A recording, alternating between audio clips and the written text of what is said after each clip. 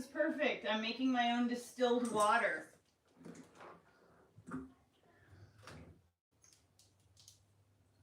With my air conditioning unit.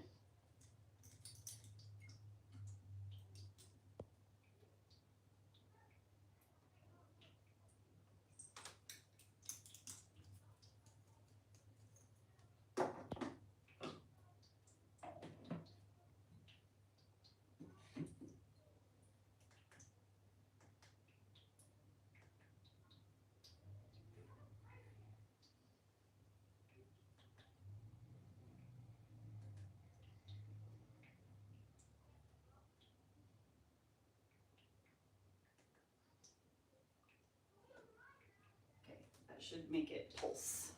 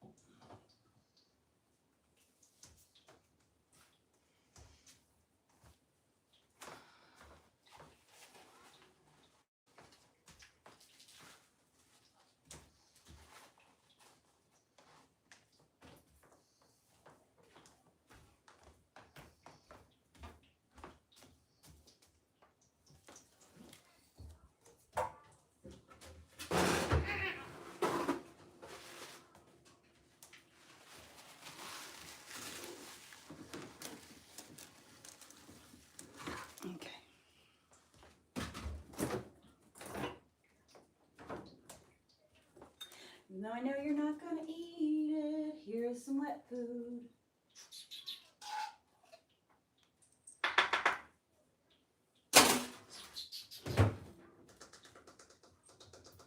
Hello? Hello, cat.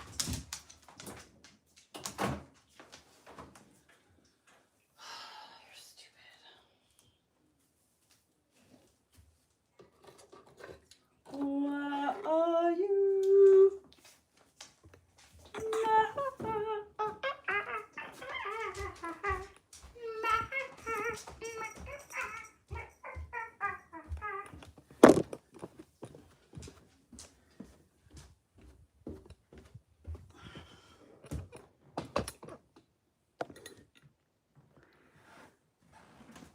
Tidy up your fucking personality.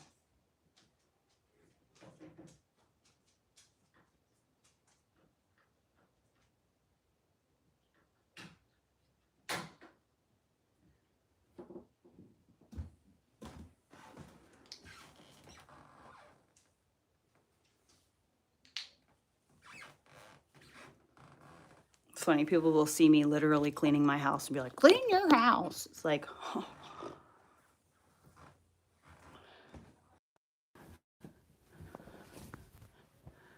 What a revelation. Look at you, fucking predicting the future.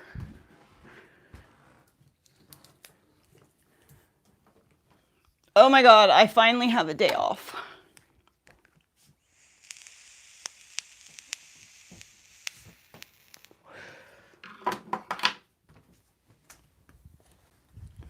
Wish I could find my other shorts. I really want those.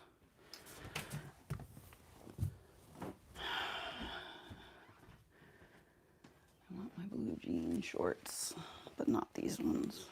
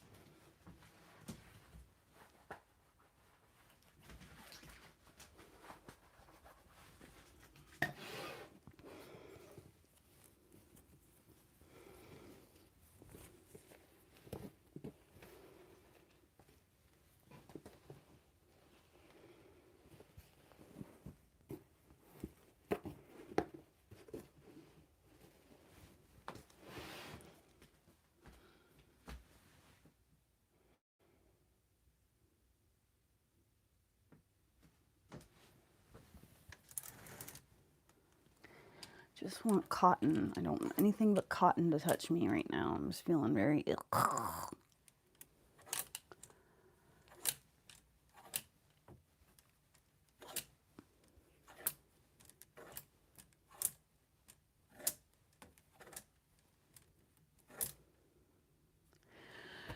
I desperately need like some sports bras or something, like those kind that are just made out of cotton material and that they're not like holding you or anything. It's just like a bralette maybe? I don't know. Those are all underwear.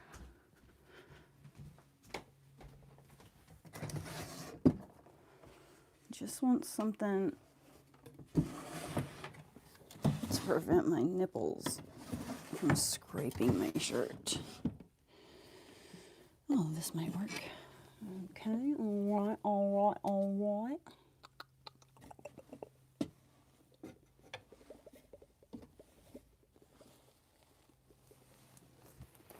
I think I could work with this.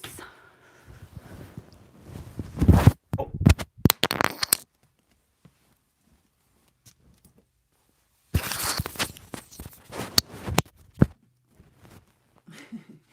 Girl, do not put this on over your clothes. I think this might be blown out. The crotch might be too stretched or something, because this is just weird. Yeah, that's really great for the seams.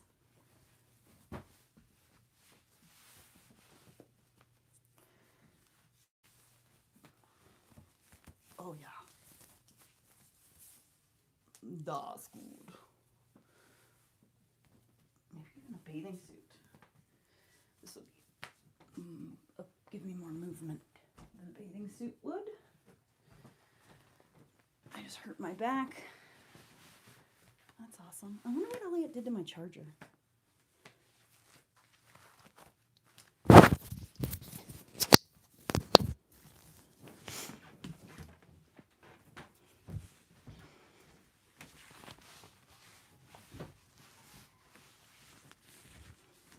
They're my shorts! Ah!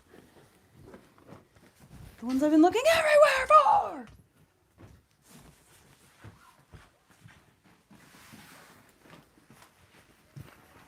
Aw, these aren't the ones I was looking for. Aw. I wonder if those are in Elliot's room or something.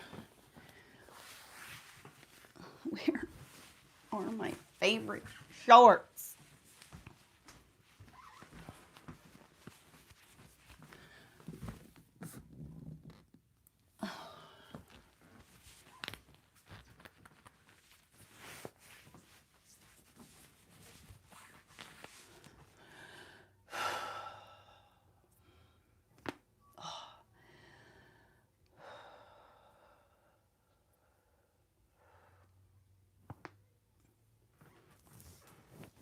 Okay.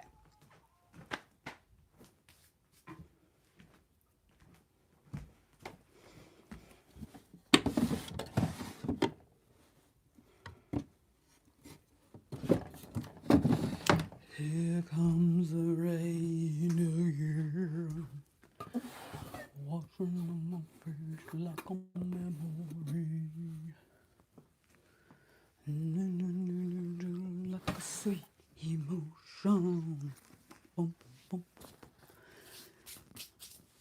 Talk to me like a lover do.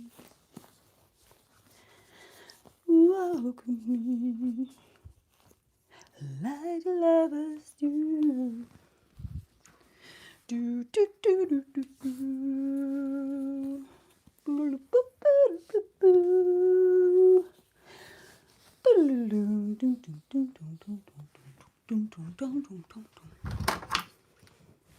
My fucking jean shorts.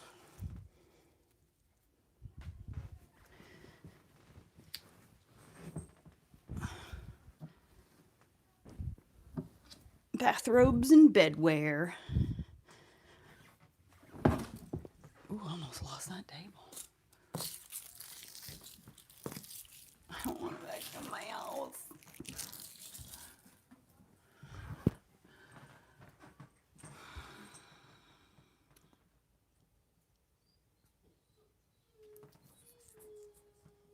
What? I'm not waiting for a larger contract to do rug tufting. I'm waiting for a new rug tufting machine because my machine is broken. What? Orly, what? Are you gonna come upstairs and lay down? Oh, you want food? I'm out of dog food. I have to go to the store and buy dog food today. Oh my god, these boys are fucking nuts. These boys are knuckin' butts. Oh my god, Orly. We've got 1 day worth of food left. Guys, did you know that my dog has lost weight?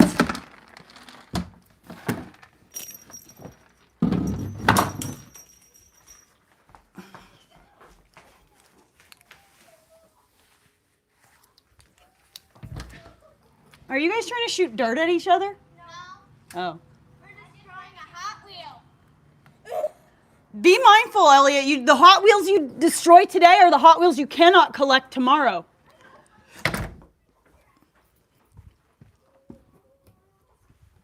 Okay, this has been sitting on my stairs for literally a month, waiting for me to take it upstairs and put it under the sink. Look at me! Doing things. Thinging stuff. Where are my favorite shorts? Where are they? Dude, this kid's fucking room is night shit. Go wear boxers. Need my laptop, which I've completely left downstairs, even though I told myself I was going downstairs to get the laptop, and instead I put the camera on the tripod, farted around here, and went right back upstairs.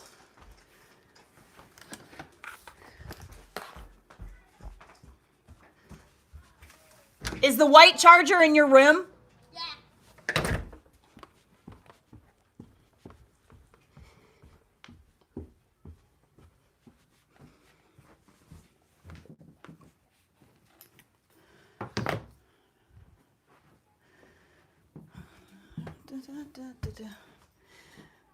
Gonna be doing the same shit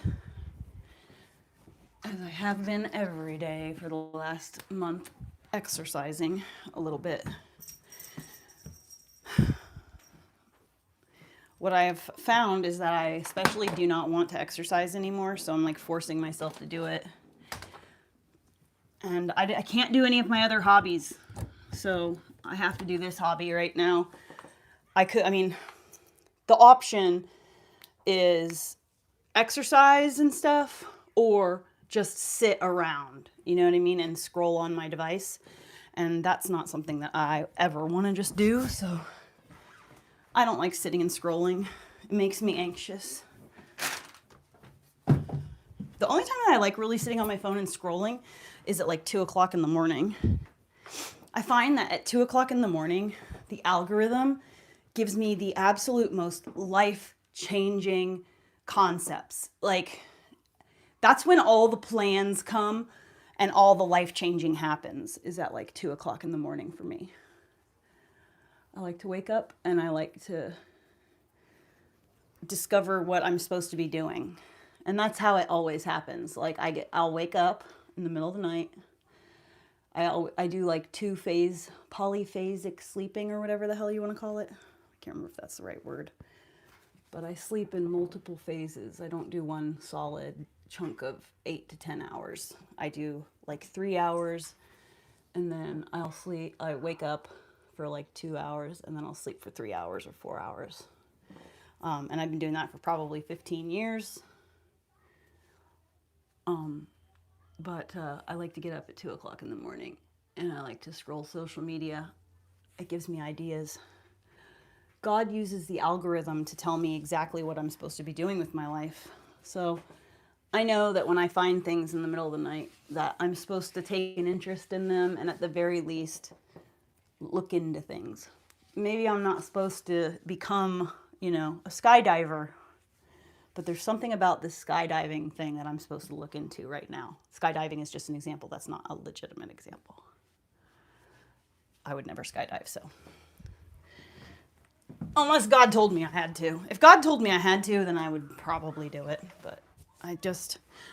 But what is it that God wants me to skydive for? Is God trying to, like, what, introduce me to the love of my life or something? Because I'm not going to do it for that.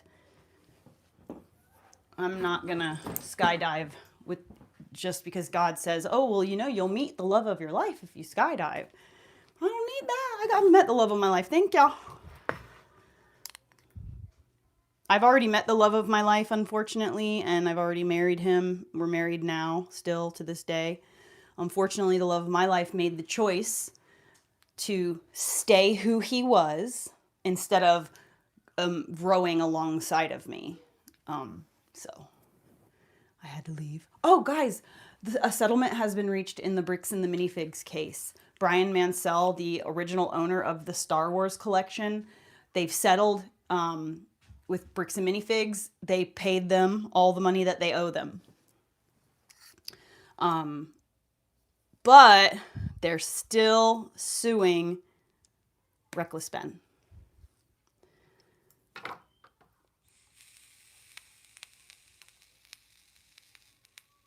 Settlement is a contract, you idiots. And yes, you can breach contract in trial. It happens all the time. There's no one seen The Wire. If I have a criminal and they're going to testify for me that, hey, so-and-so told me about the murder last night. He had knows their body. I'm like, oh, cool. Let me give you a deal. I'll reduce your sentence by 4 years if you testify for me. And the guy fucking doesn't testify. Guess what? He's not getting his 4 years. Has no one seen The Wire? The fucking Wire. Holy shit. Come on, guys. It's a classic. It's a classic. Classic. I don't want to do this. Dude, I don't want to do this at all. This happens all I'm the time. completely and totally forcing myself. I don't want to be on a live stream. I don't want to be doing this. I would rather be sitting on my ass right now, honestly. That's not what you told me. Oh, well, I guess you didn't breach your contract. Oh, we have to give you 4 years. Dude, it would be so easy for these criminals to get off. Like, there would be no criminals. They'd all be running around, like... Well, they are. Like, come on, man. Come on, my dude. Nobody wants The Wire, man. Omar, right? Omar Little, man. Omar Little. God damn. These kids today, right?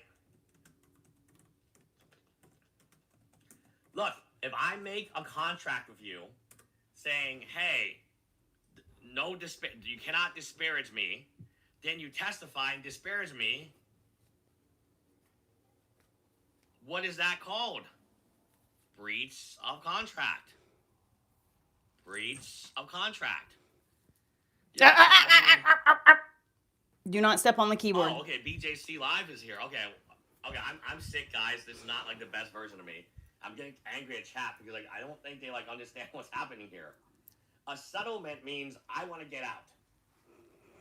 That's what a settlement means. A settlement means, oh, yes, shout out to BJC in chat. Is he in chat? I don't know. I can't see his move. Oh. Yeah, tell them less. Yeah, BJC is also a lawyer. Like, come on. The Wire is classic. It's like Shakespeare, but on the streets of Baltimore. And they do talk about legal stuff. It's like, if I have a contract with you, so if I have a contract that you're not going to disclose certain parts of, like, let's say, I'm trying to use an example not from The Wire, but, like, I just love The Wire so much. Like, it's like Omar lit, like, Rosen update. Yes. Okay, good. Thank you, Goosey. We actually did contract this we did cover this from a civil lawsuit, civil perspective. Casey Tron. Do you guys remember Casey Tron? You remember Casey Tron? How she signed a non-disparagement? And is he going to testify against, is he going to testify against EFAN? No. Where's the Casey Tron stuff? Okay, here we go. Intellectual property rights of other creators, and I will adhere to the lessons I've learned throughout this process going forward. I also want to make clear that I did not receive any. This is a I said the perfect lawsuit example. was frivolous and based on misogyny. It was to garner sympathy, protect my own reputation, and retaliate against the Kleins. Okay, so this is another YouTuber who had to apologize to Ethan Klein. Oh, shit. Well, not YouTuber, Twitch streamer. And in the agreement, there's a non-disparage. She has not said that much about Ethan Klein. Okay? And Ethan Klein's a really big issue for her. She lost a lot of subscribers, a lot of followers on Twitch. I bet you she's dying right now because Dennings is winning. Frogan. Oh yeah, she is. And she just has to stop herself. So upset. Right? And say, oh no. And if they actually ask her, they're not going to. Okay, so Dennis is not going to be like, oh, Casey tried to be a witness for me. Did Ethan treat you poorly? No, never going to happen. Never. So, like, again, this is a clear example of somebody forced into settlement, forced to give a apology. You can't then be like, oh, it's fake. Like, you know, like the Omar, like, oh. Like, no. That doesn't work, guys. Like, are you gonna get to the point though? Work. You're being such a good girl. You can't make like. You're not gonna get to the point. It's a contract, okay? You're just gonna bitch about You this the whole sign the time. contract with your name. There's sometimes damages on it. Like, I can show you my.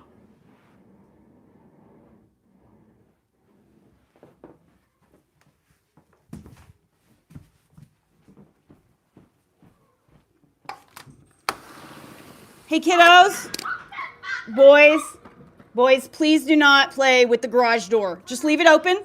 Just leave it wide open. It's shut. And we're trying, Open it. playing with the toy and then it's Elliot, on top. I know, listen, the very bottom panel of my garage is rotten. It is, if you slam something into it, it can literally crumble. The wood is just coming off.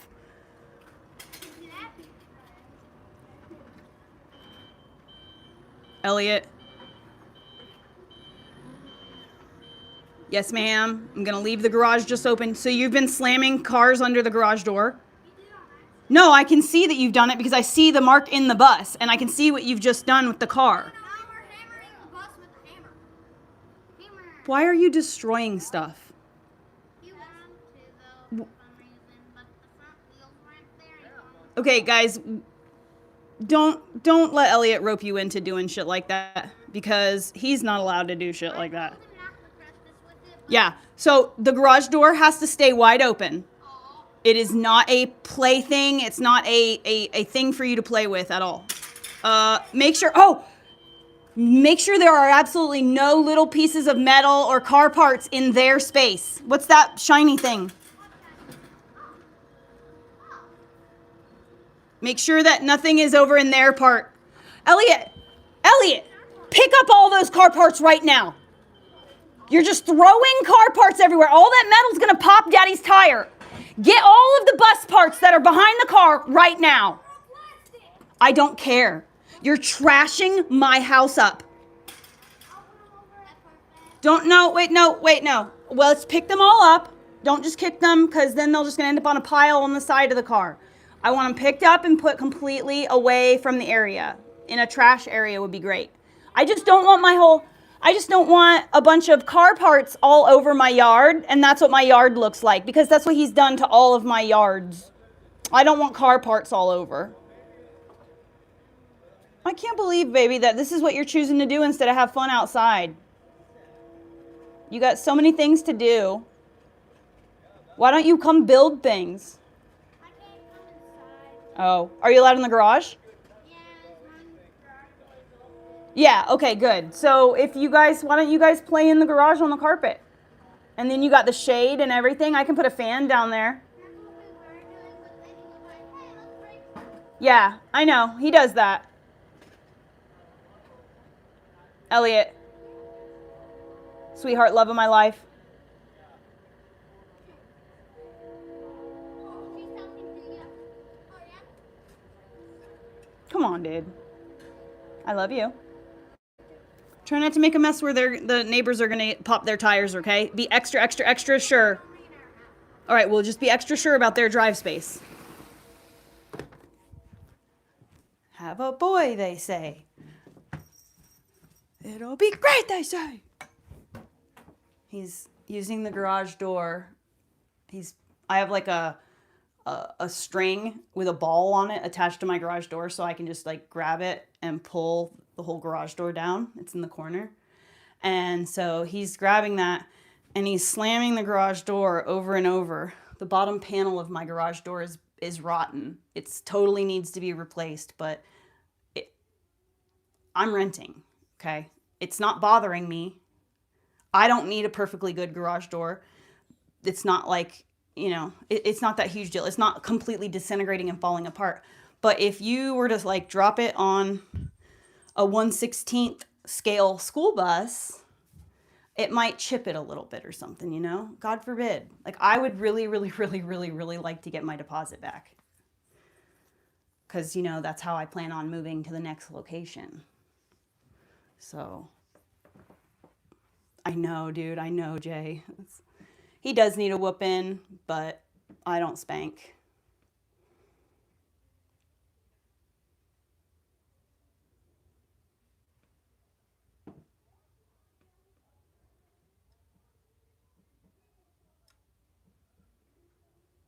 I call the spatula the pow pow spoon.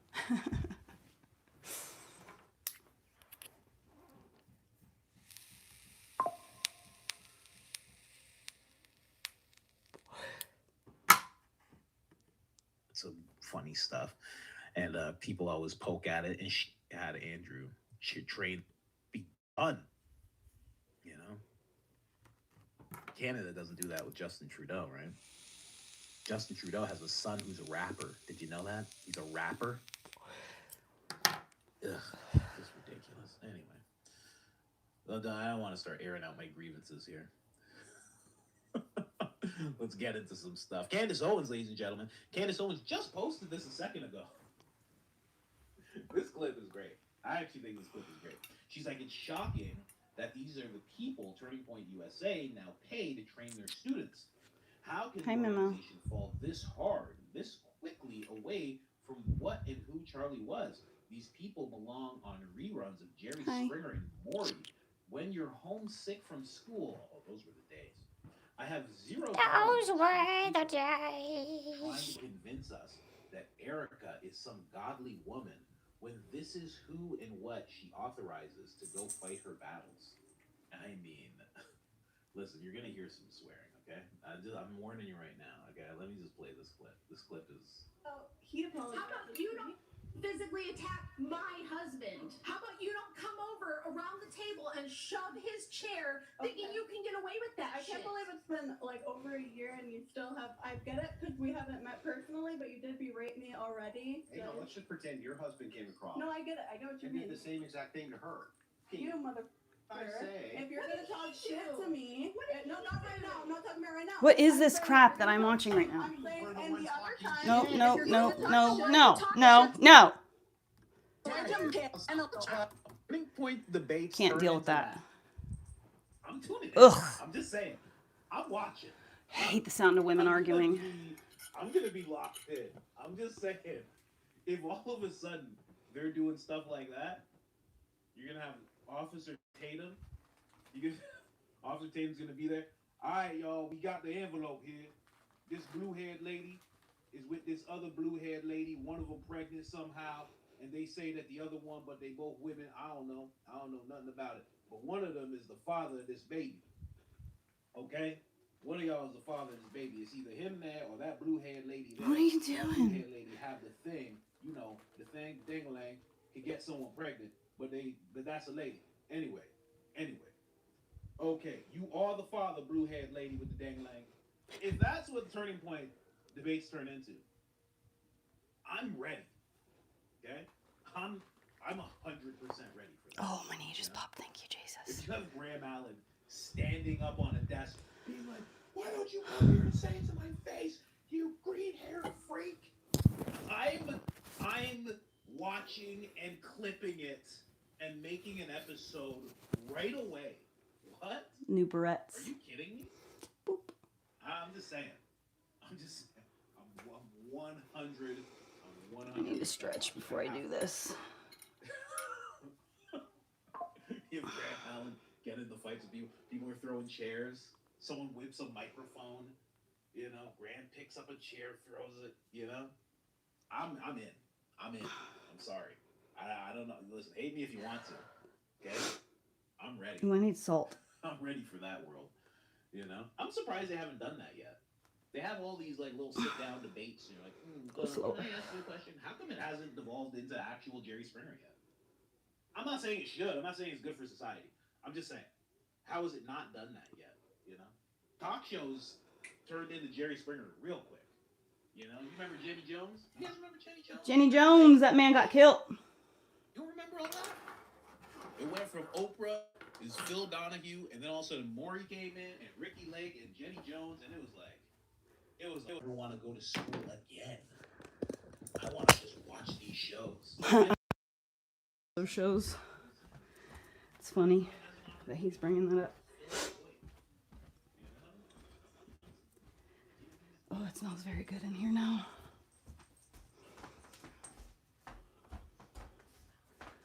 To clean. You do not have to clean just because you saw it. You can ignore it. You can do it later. You don't have to clean just so that you can get a salt drink.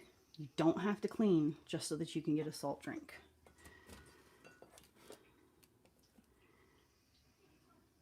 You don't have to clean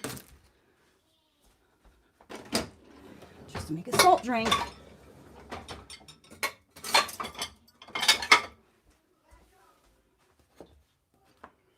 Bro, dinner was so fucking good last night. I didn't think Elliot was going to eat any of it, but he ate a good amount.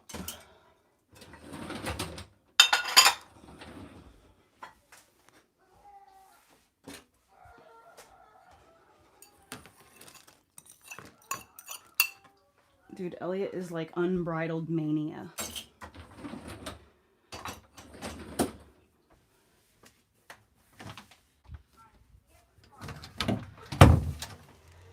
We're trying to get the bottom off so we can get these off.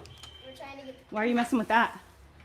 With what? Don't mess with this at all. We're Ever. not. Okay, don't touch it. I was showing... Okay, well, we don't touch it at all. Elliot. Because it's very valuable and it is old. It's an antique and it's the 1940s. Girl, I don't know what you trying to do. Thank you. Thank you so much, Jabari Bost.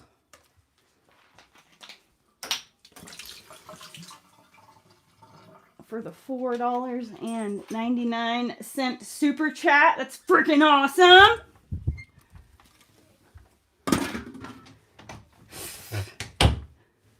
Okay.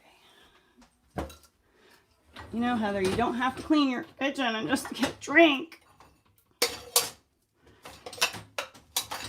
If you notice something, though, it becomes your responsibility to do something about it, so...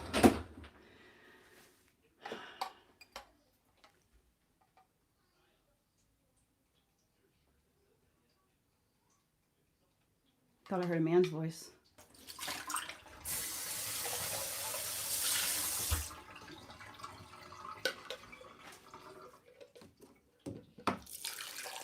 She drinks a salt drink. She drinks a salt drink. She drinks a salty drink. She drinks a salted drink. She drinks a drink that has salt in it.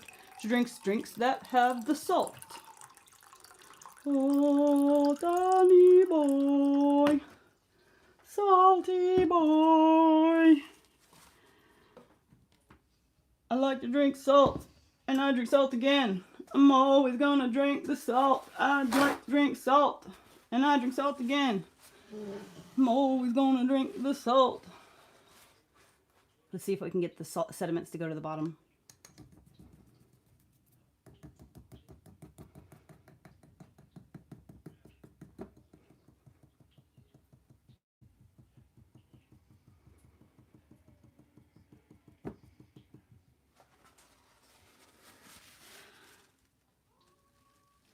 This is like painting with the dip paint, but I'm getting solids.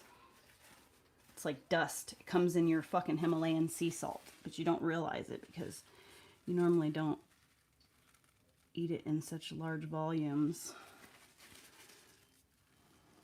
that you notice. It's basically the sea floor. That's what it is. It's the ocean floor. This is sand and biological material from the ocean floor from about 1 million years ago.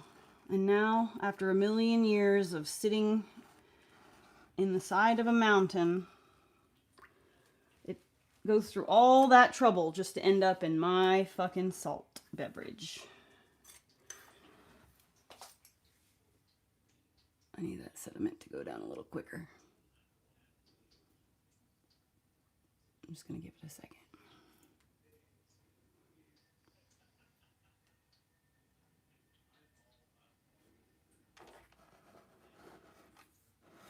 Don't cry for me. There's not alone. Dun, dun, dun, dun, dun.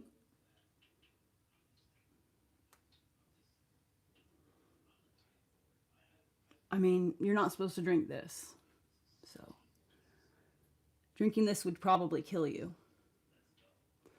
The thing on my head is ridiculous. My hair? Okay. What was that? Hiding. Oh, I am in that position pretty much. Yep, I am mentally disturbed. The person who's minding her own business, going about her day in a cheerful mood. I'm the mentally ill one. Definitely not the person sitting at home on their ass with their phone next to their fucking face, balls deep in social media, doing nothing with themselves, just scrolling on social media, being hateful. Yes, I'm the fucking mentally unstable one. Sure.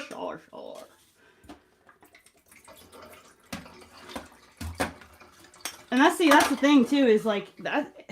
This is why stupidity can't be cured, is because people who are stupid don't realize they're stupid, like genuinely. They don't ever do any kind of self-reflection. They don't ever go like, well, why did I make that choice? Why did I say that thing? Why did I make that? Why am I doing that? Like, what caused me to behave that way? There's never any introspection. And because there's never any introspection, you can never actually notice when you're the one being stupid. I should probably drink this in the kitchen and then make another salt drink. Now we have Grant Allen, ladies and gentlemen. Grant Allen, a little upset. This is just a little intro stuff we're doing here. Grant Allen is very upset. Who is he upset with? Well, he's trying to make it seem like he's upset with Candace Owens, because that's the thing to do. But in actuality, he's upset with Patrick Bet-David, of all people. So I know, E. Powell, right? Their morality can be like they should have fucking stupid management. that it only appears as a dollar. The problem is that nobody would sign themselves up because It is blood money to all of these people. unfortunate thing is nobody realizes they're stupid. Like, I know that I have made dumb choices in my life, but I've reflected on those choices and gone, wow, so I have a result, right? A result happens in my life and I'm like, oh, I don't like this. I don't like the way this feels. I don't like this result. What did I do along the way to put myself in this situation? What choices did I make that made this happen to me? For what Patrick Bet-David deemed to be worth $50 to $200 million worth of advertising. So he got a steal. And now everybody knows Andrew Wilson's name. You can't buy that kind of publicity. How do you reason with people that their morality can be twisted and contorted so much that it only appears as a dollar sign? listen, this is Patrick Bet-David you're talking about. Everybody knew this about Patrick Bet-David. You know? What are you mad at Pat? Don't try and link Candace Owens to Patrick Bet-David's way of thinking. You can't do that. You can't even link Patrick Bet-David's way of thinking to Andrew. You can't do that. What are you trying to do here? Graham's just running out of stuff. It's okay. He says Patrick Bet David confirms the dark reality that the great debate was about money and nothing else. No, that's what it was about for Patrick Bet David. He's a numbers guy. Listen, it's really about the dollars. How many dollars did everyone get? This guy got dollars, not in the form of dollars, but in the form of advertising dollars. She got real dollars, okay? This is real dollars in the bank, in the pocket. That's the kind of dollars I like. I'm a numbers guy, right? Tom, can you tell me how many dollars she got? 300,000, Pat. It's a lot of dollars there, okay? That's a lot of dollars. Okay. Adam, I know you're happy about these dollars. I know you don't like Candace, but you're probably happy about these dollars. Listen, Pat. I don't want to do any of this. I just really want to just go to bed, lay down, and do nothing. You guys know I like dollars. 300,000. That's a lot of dollars. I like those. This carpet is really fucking soft.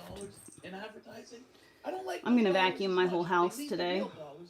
I want to see what the carpet looks like with its first real vacuuming. Plus, there's fucking little bits of dog hair everywhere. It's driving me nuts. You know what the show's about. What are you mad about, Graham? Graham's just figuring out who Patrick Bet David is, huh? How can you debate, negotiate, reason with people that their only purpose in life is money, advertising? Baptism is key, he says, to converting audience, to converting ad revenues and sales, for the CPM to be higher, for the top of funnel to be more, to where more people turn into buying loyal customers. The only problem is they're using my friend Charlie to do it. Yeah. I'm not, when a lot of people say that, even if Andrew Colbert talks about his friend Charlie, I can feel bad. I can feel like, yeah, I know what he's going through. When Graham says it, I don't feel it at all.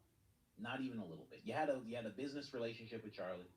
You met up with him because you guys were on the same side, quote unquote. That's it. If Charlie flipped, you would have flipped on Charlie, you know? And you worked for the Pentagram. The Pentagram. Well, you're not wrong. It's a little honesty slip there. You worked for the Pentagon. And we don't even know if you still work for the Pentagon. You know, you have a DOD X profile, and it's still there. We don't know what's going on with you, Graham. But you don't get to call out people when you're just doing the bidding of some dark entity. You're just in some weird shadow position where we don't know if you're in or out of the federal government. And you're coming and trying to tell everybody about, morality and, oh my God, I can't believe this is about money. Like, are you getting paid from the Pentagon still? Is that a thing that you're doing still? Right? Is your podcast that you're doing this on monetized? So what are you talking about?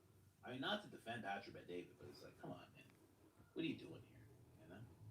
Anyways, let's move on from Graham Allen. Yeah. I know some of you are calling him Gay Allen, and that is frowned upon around here. I don't know why you guys are doing that. Listen. Doesn't make you that way if guys who are that way. Oh, I know why I slept so hard and while I feel like I'm dragging ass. Says, wow. I took a shitload of RSO last night. Like more than I've ever taken at one time. They want to get the Diddy oil out and they want to rub it on my head. That doesn't say anything about me. I didn't do that. I didn't make them feel like that. That's them. So I get it. I get what Grant's Anyway, so that Adam impersonation was spot on. And impersonating Adam is like, it's like doing a young Trump. It's like Trump without all the wild things that Trump does, It's just a raspy voiced guy. Listen, I've been telling you guys this for a long time, right? I've been telling you guys this for a very long time, okay? There's a lot of things that we have to talk about here. You know what I mean? It's like the same voice, but it's not. When he gets older, he's going to sound just like Trump. Isn't that crazy? Isn't that nuts? He's going to sound just like him. God help us if he becomes president, right?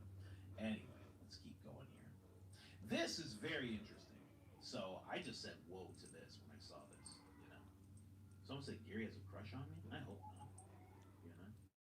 That would be a lot. That'd be a little too much, right? I like him tall. My wife's tall, I was taller than Gary. Isn't that crazy? actually came through with this. I don't know what this is going to become. I don't know what this is. I don't talk to Diligent Dennison all the time, but he says every single Fed slop shill who made money to lie on an innocent family and expose themselves as assets of the deep state to cover up what happened to Charlie is about to have a very bad week. When did he say this? This was yesterday. This was less than 24 hours ago. And this is one of Tyler's family members. I don't know if this is his grandmother. I doubt it's his mother. It looks, not to insult her. And she's, very pretty older lady. But I don't know what's going to be going on here. So basically, he is in a house that seems like this is a family member of Tyler Robinson. And this lady is pointing at a picture of Tyler. And I guess this is Tyler's, family, his brothers, et cetera, et cetera. So this is going to be wild. Wild. I don't know what he's about to release. Oh, yes. I don't know if he did an interview with this lady. I don't know. Someone said Granny, I would say. Yeah, someone said she looks mad. She looks like, don't talk about my grandbaby like that. I don't know. This is interesting. So I don't know what he's about to drop, but stay prepared. If you're on X, of course, just hit that follow on Diligent Dennison, and you'll stay up to date. If not, I'm going to be bringing this to you guys right away. Right away. I'm going to be bringing this to you guys. I have no idea what he's going to be bringing, but it seems like it's going to be something that none of us have heard. And Diligent is known to do that. And also, he's been in Utah. He just had a video. Shout out to Diligent Dennison. He just had a video where he was in a stairwell. Let's see if we can find any of that. He was giving us a breakdown. And he's in Utah here, too. The good people of Orem, Utah know we're being lied to about what happened to Charlie. Many are coming forward to shed light on the truth over the next weeks. Oh, yes. Will come out that will rock how Got we see both my hips. love. That's very, you see what I mean? He's tuned in. He's tuned in, and it seems like the people in Utah trust him. They're willing to talk to him. He's probably one of the first person that's actually looking at. We allegedly found the rifle. Let me see here. Let's take a look at this. Let's put this over here. So this is the backyard where the chicken coop is, where they allegedly found the rifle on the other side, just across the street from UVU. And anyways, so Is he in that person's backyard? Diligent Dennis. Everybody in Utah is just letting him into the house. He's just like, yeah, can I come in? I heard there was a rifle found on the other side. I'm like, come on in, man. Get on in here. Yeah, he does leg work. There's no one else doing leg work like Diligent Dennis. Straight up. There's just nobody else doing work like this guy. Oh, are you going to lift the weights? You look so cute in the mirror. Built relationships with Are you gonna most lift the of the weights? neighbors around UVU and made introductions for me. Does that feel good? Yeah. You should Does too. that feel so good? So If you're on itchy. X, give that a little repost there. A little love for Diligent there. What else is this guy doing? I didn't even think about that. I'm trying to find the stairwell, but I'll find that in a second. Let's go through some of the stuff that he has going on here. Check this out. here's the command center. There's the Lucy building. As you can see, the entire thing through the trees. Same time last year. You can see the corner where it jumped. Oh, I forgot to plug my phone in. There's the corner. That's where it jumped, right there.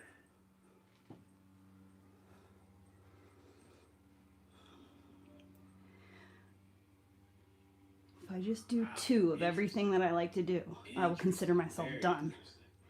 And then I could technically stop anytime. Oh, hot, that's why. Check this out, the good people in Utah. My hands are starting to get palmy. So I guess you're just opening their doors to him. Let me see if I can That find felt that good. stairwell. I think this is it. Charlie Kirk, Tyler Robinson, UVU footage intentionally degraded. Leaks Axis P3275 LVE dome camera, 1080p, with various upgrades possible. It has AI face detection capabilities, audio reception, and 30 to 60 frames per second and more. These are the cameras. Whoa, these are they're on UVU. Interesting. Okay. So he's showing you what these cameras actually are. I'm telling you, he took a lot of labor. A lot of labor. Wow. Okay. So let's see what's up. Okay, my left arm is stronger than my right arm now? Huh. Huh. Oh, come on. I knew it. I was surprised with other videos that had music in it. What the fuck? So, whoa. So this is actually the footage? Huh. That's a lot clearer than what we've been seeing, that's for sure. That right there was clear as the noonday sun. Let me see. It's funny how on days I work out Let's see if we can see Kyle. where I've been at work all day and then I'm working out in the afternoon, my muscles bulge more when I do the weights. But right now, like just waking up, doing no exercise yet today. Interesting. No, I can't blow it up. If I go to blow it up, My it just arms gets- or my chest muscles don't show as much. That size, that's as big as I can show it to you guys. Okay, so this guy's doing a lot of research on the cameras. I did not even think of doing this. This was not a segment that I planned on doing at all. Here is the brand of potato security cameras at UVU that caught Potato. You should be able What did they take it on video? On a potato? should look like. Okay, so let's see. Let me just see. Okay, I think this is it. FedSlop Reality Crisis. After I destroyed the altered stairway narrative, My left arm is stronger than my right arm? trying to say this isn't the right stairs. That's the crazy. Main stairways in UVU, parking garage, north and south. Feds, So my right arm needs shoulder love now. or any, Okay. because it's that the general direction. Let me see what he's talking about here. Please, it's a 3-minute video. There can't be music. There can't be. There just can't be. Since the fence lockers gonna So argue this with arm reality, just will not go down. They don't know if this is the same stairwell. Well, here's the tunnel. Here's the camera. So Here's the parking lot. There's how Robinson came through. There. There's only one stairwell. It looks like this. So This entire parking lot. There's not one over here. tightness This is there. construction. I'll rub that out. But I need to build up strength in my shoulder blade now. Stairwell. Let me go check on the boys. Fire riser. Down there you have elevators.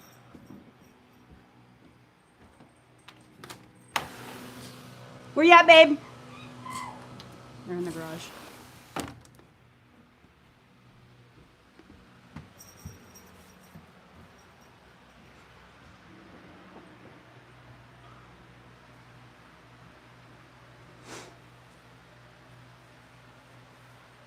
There's a stairwell over here. It is not the same. She's always spotting.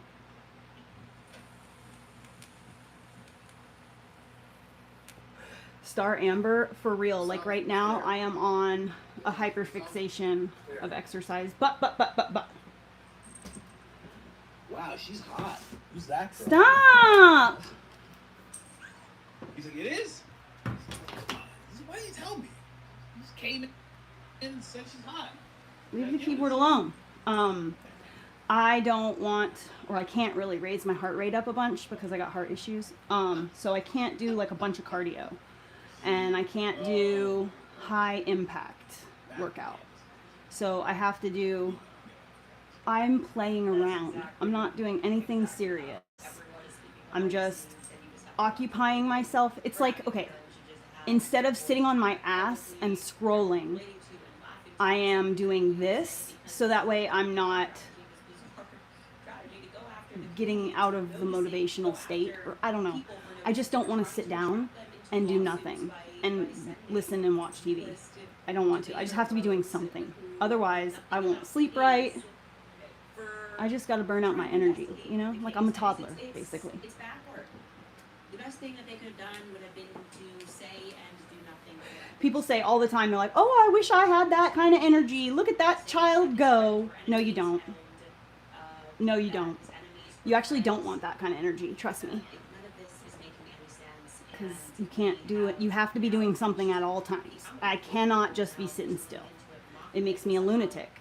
And I've done it on this lot, like in the past, like go in the history, like 3 years ago, I was forced to do nothing because I had no choice. And I was losing my shit. My only in December, when she went on to a press tour and explicitly shared something that was untrue. That the night before, Charlie was not sending messages saying that he feared for his life. So we are to believe that Charlie did not share his fear for his life.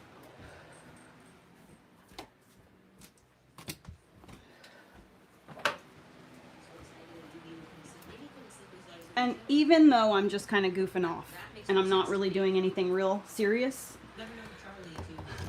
I am seeing a lot of results. I have butt cheeks. I've never had butt cheeks before. Do you see this? This is all brand new. That right there, that's all new. So my legs have always been kind of muscular, like looking, but now the muscles aren't just right here and they're very defined. In my calf muscles, like you can like see all of them. Like my calves are crazy muscular, but the muscles, I'm noticing the fat go away right here, and I can see under the skin. Well, I can feel it too, so I can see it. Like you wouldn't be able to see it, but I can because I'm also mind muscle connection. But there's a muscle that goes like right here, and I feel that muscle. That muscle goes all the way into your sits area. So like the bottom of your butt cheeks and like the back of your crotch area and your inner thighs, where all that meets. Basically, my taint area, okay? Like that kind of area, like where my taint is and like my whole butthole area and everything. Those muscles that are on your inner thigh or whatever, I can, whenever I do this and I push up, I'm not using my back at all. I'm 100% just using all of these muscles. And when I'm doing that, I can feel all of the muscles activate. I've never, this is also new. Like, I was really in shape when I was like 10 years old because I was a gymnast.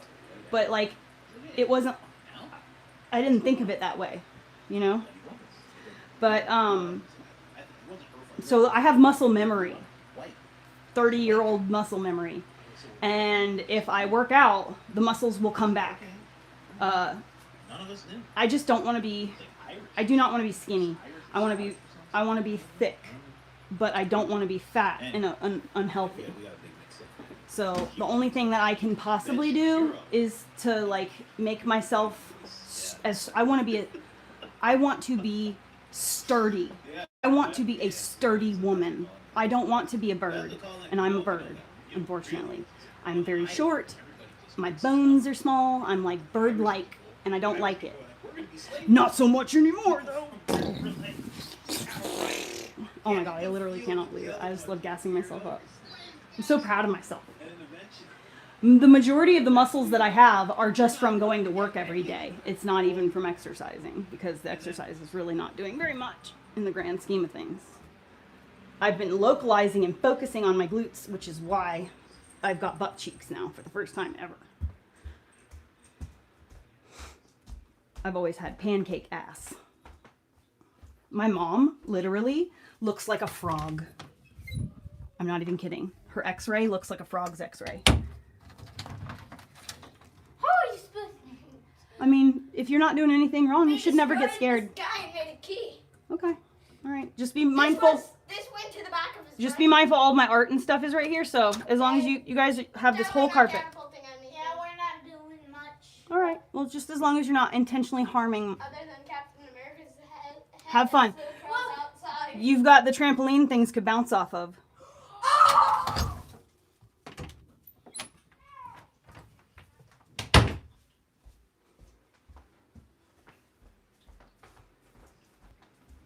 Their faces. I wonder how many flights of stairs I climb a day. Where's my water? You know? Ben Shapiro.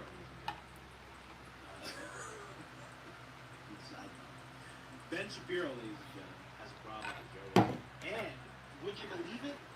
Would you believe it? A problem with Where's Candace the medium gray? So as soon as Joe Rogan said, Oh yeah, these muscles right here, like right on the bone where your sits bones are.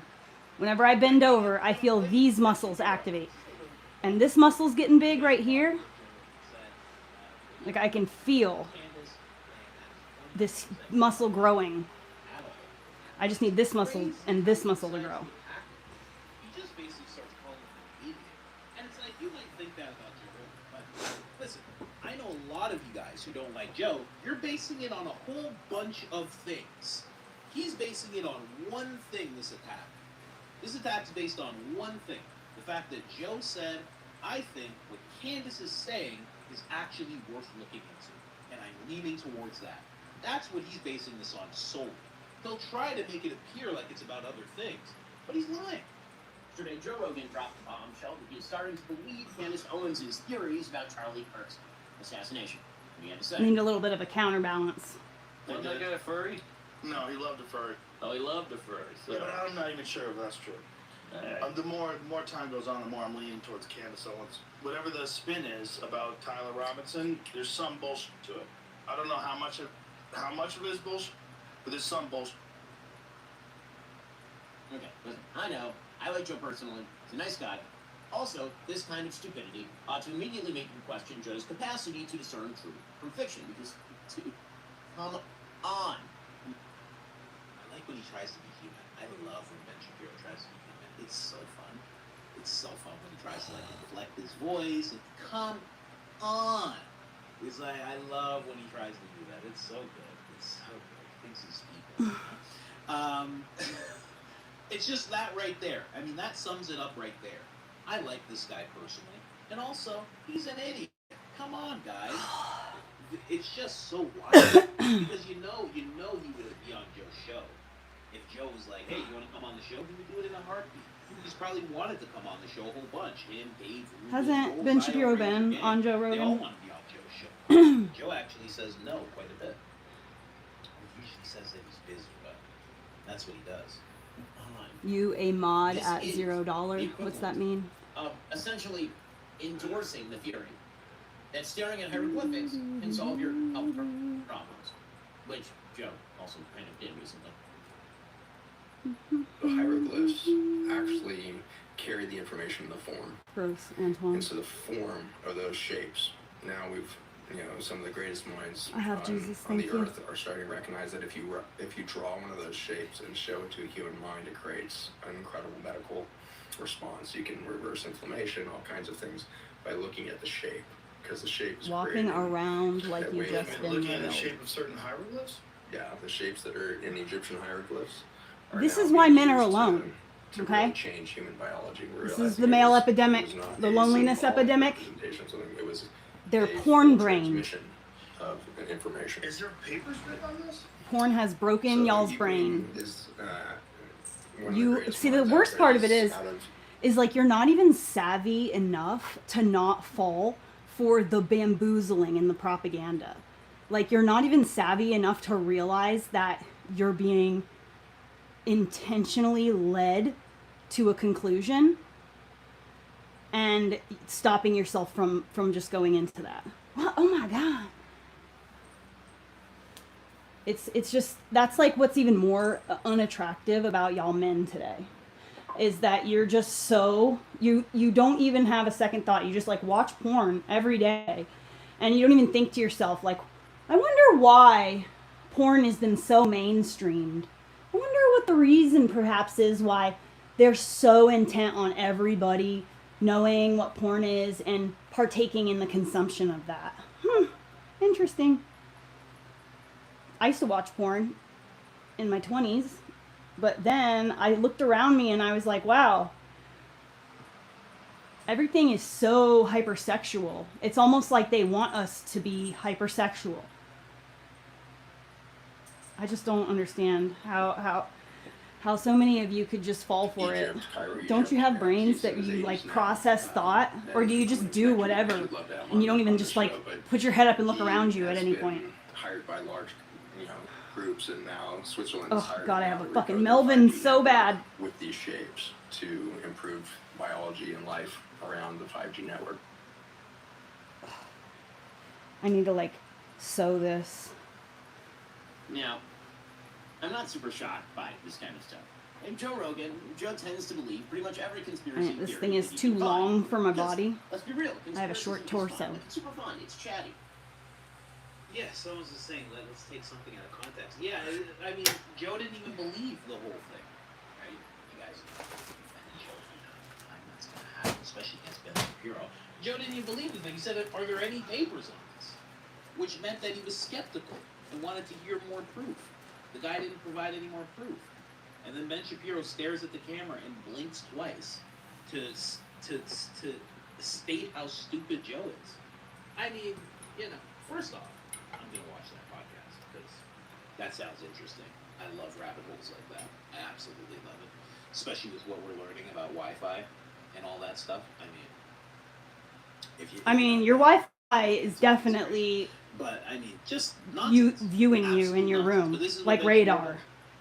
This is what he does. My Wi-Fi, when I had Starlink, the Wi-Fi box used to set off my cameras. Whenever it would scan the room, it would fucking set off the cameras. It's not America. He doesn't seem like he loves America all that much. It seems like he feels like the people of America are morons. And That's because they've intentionally made us morons. By people like him, I will say.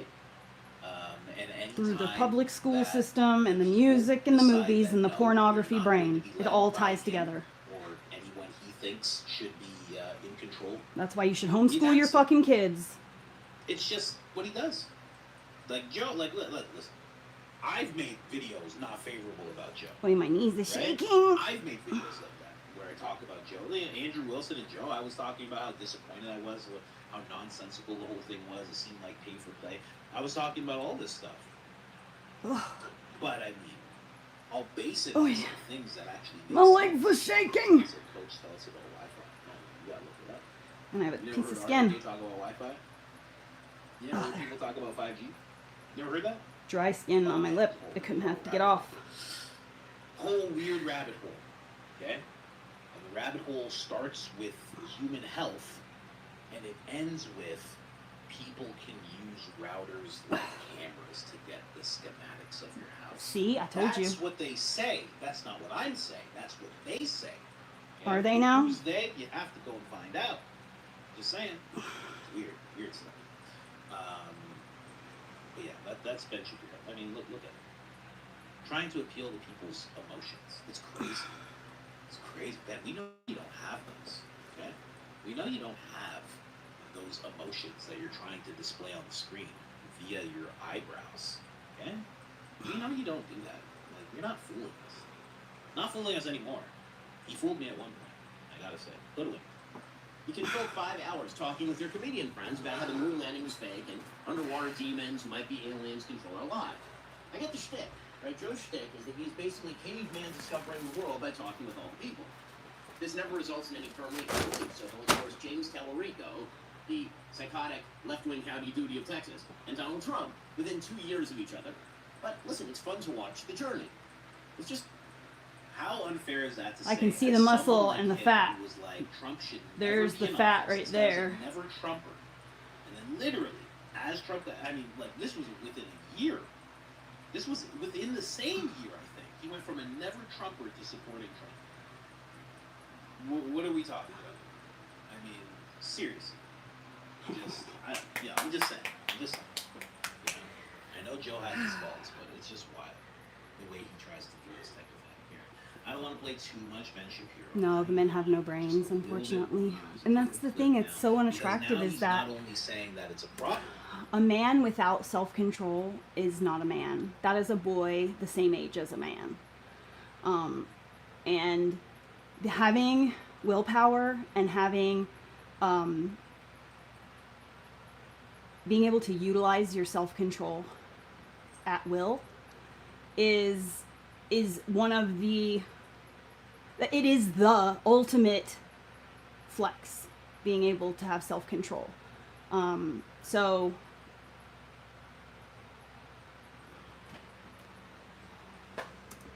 you should try it sometime. Actually, I should actually go back to this quote. He's saying it's a problem to take Self-control is the ultimate power. It is the it's a ultimate problem power. for, society to take people like Joe Rogan serious. And if you find yourself not having any self-control, set little tiny tests and goals for yourself. Challenges. Set little challenges for yourself. Just like, you know, okay, well, I'm going to, you know, I'm going to make sure that I make my bed 5 days this week. You know, you're not striving for perfection. You're just striving for anything better than what you're already doing. Most men don't make their beds, so that's an example I'm giving. Also, change the way you look at things. Turn your life a little bit into whimsy. Like, instead of, oh, well, I have to go grocery shopping, you know, think of it as a quest. You're going to go get the things that you need in order to, like, make this awesome food you want to try, or whatever, you know. Turn your basic, ordinary, like, things you have to do no matter what into, like, fun, exciting challenges. When you complete those challenges, set rewards for yourself. Like, okay, for me, I'm not allowed to hit my vape.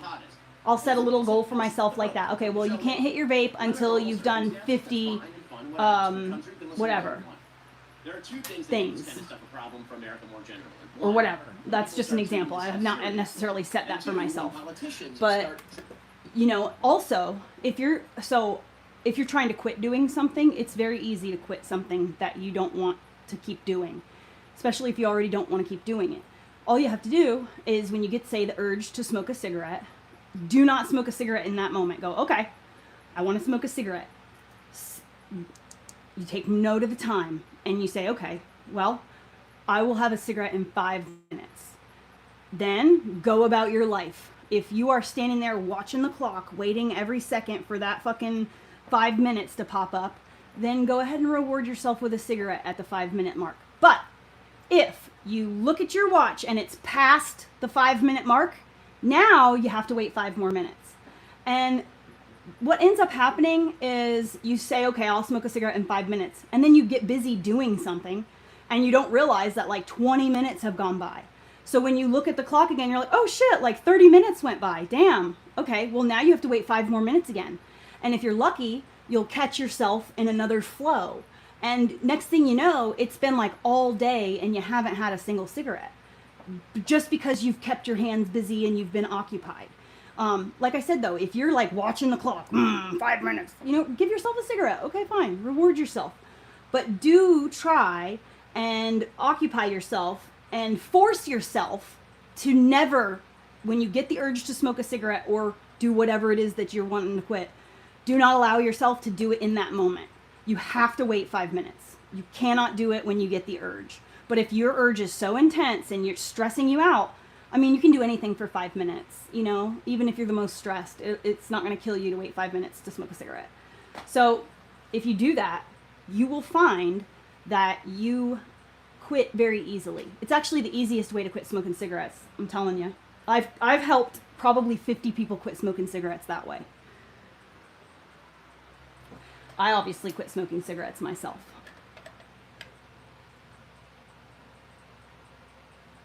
Ooh, see, Geo knows. No, I didn't draw on my desk at school. Coyote Heathen. The name implies that you've got a wild streak in you, right? And you're gonna criticize me? Really? Okay. So the name is just a name. Got it. I just helped you quit C137 human. Yes, and stop identifying yourself as a smoker. I would never identify myself as a smoker anyway. So I didn't ever think, I wouldn't have thought of that. But yes, that too. It's very easy.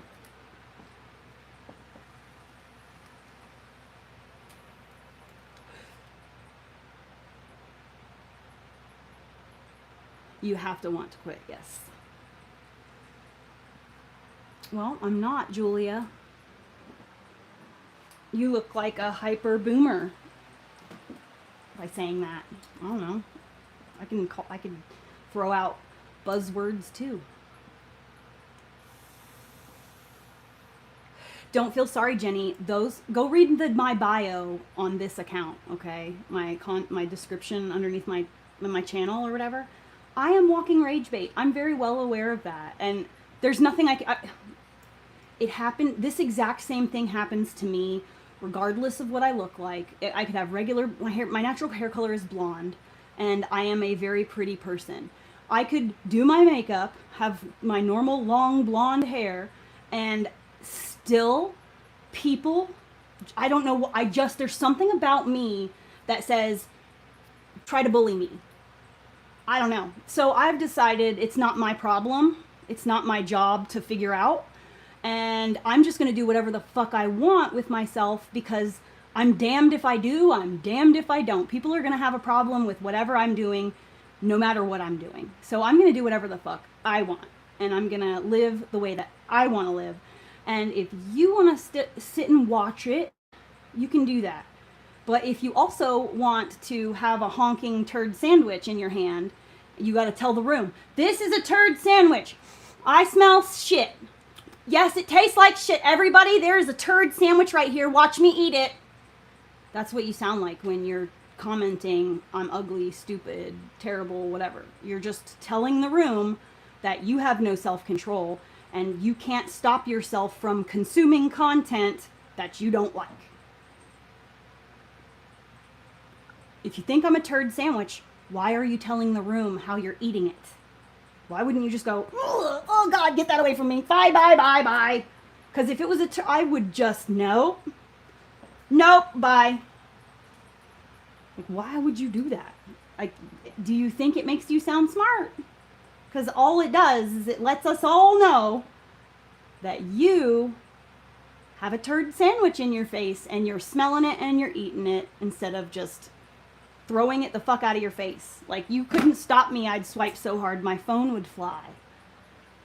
If I do not watch content from people that I don't like. I do not consume it, because if I consume content from stuff that I don't like, so let's say some violence or a car crash or a police body cam footage or whatever, if that comes up on my screen, I immediately get rid of it, because I don't want the algorithm to go, she likes this, we're gonna give her more of it. You know what I'm saying? So like, if you comment on my live stream, I hate you, you're so stupid, oh, I can't believe you did that to yourself.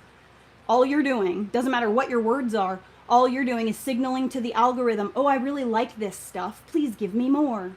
The algorithm, the app itself wants you, doesn't care what kind of emotional state you're in, it actually wants you to be in a hyper manic state, because then you comment lots and you're staying on the app, and therefore you're generating money for them. So be better, be more competent, be stronger. You can do it. I believe in you. What are you doing?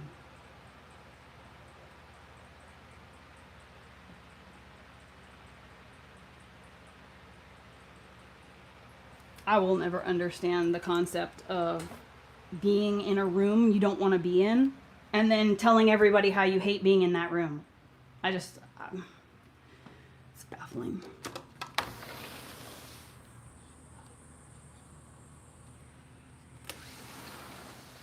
Okay, they're still in the garage playing.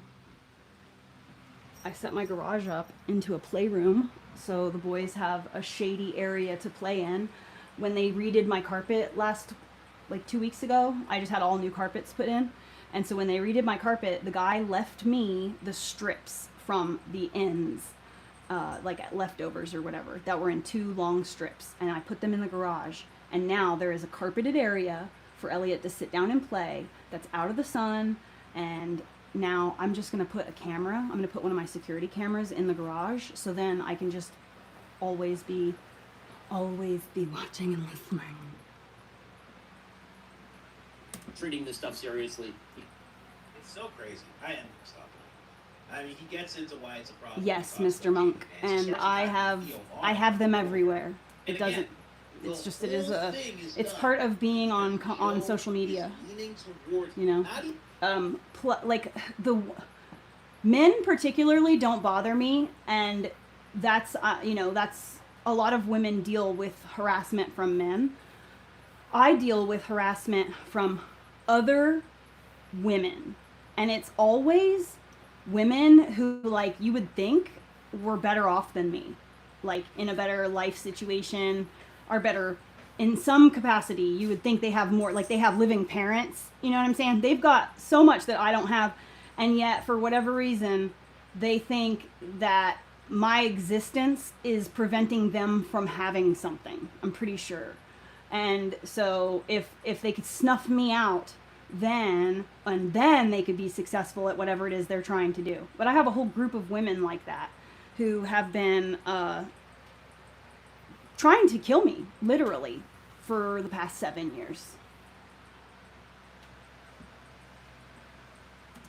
I don't, and I'm still here doing literally whatever the fuck I want every goddamn day, because I am so highly favored and so blessed and so divinely protected that every time that they successfully took action and had caused my life to, if they took some kind of action and it had any effect on my life, in the end, really, everything that they did was saving me from myself, a situation maybe I wasn't picking up on or noticing, and I needed to get myself away from that person. I didn't realize that person wasn't really my friend, that they were just using me, or they were just, you know, being a fake friend, whatever. All those people left my life willingly. They walked out of my life themselves. I have no one in my life anymore who is bad to me. Every single person in my life is in my life because they genuinely fucking love me for who I am. And that would never have happened if it wasn't for these crazy internet trolls at all. And I was stuck. I used to live off grid in the middle of the woods with no running water, no electricity, with my kid in a school bus, right? I could not get myself out of that situation. She allegedly paid for men to come to my house and murder me, and God plucked me out of there and put me somewhere else. Just so happened on the day that they showed up. So, like, I'm so grateful, honestly, for Crystal specifically. She single-handedly saved my life. And so the harder she has tried to cause me problems, the better it has made my life. And it's made me stronger. It's made me more independent. It's made me braver. It's made me experience things that should normally, like, really affect you. And it did affect me, but it made me tougher. Like, I don't think that I would be the person who I am today, the person who I literally love being. I love who I am. I fucking love who I am. I'm so grateful for my brain. And, like, you know, I don't think that I would be as grateful for everything that I have. I don't think that I would be able to recognize and acknowledge how God has affected my life in such a wonderful way. I can see God everywhere. Every single day, everything that I am doing, I am seeing God's hand, and I don't think that I would have that sight if it wasn't for what they did, truly.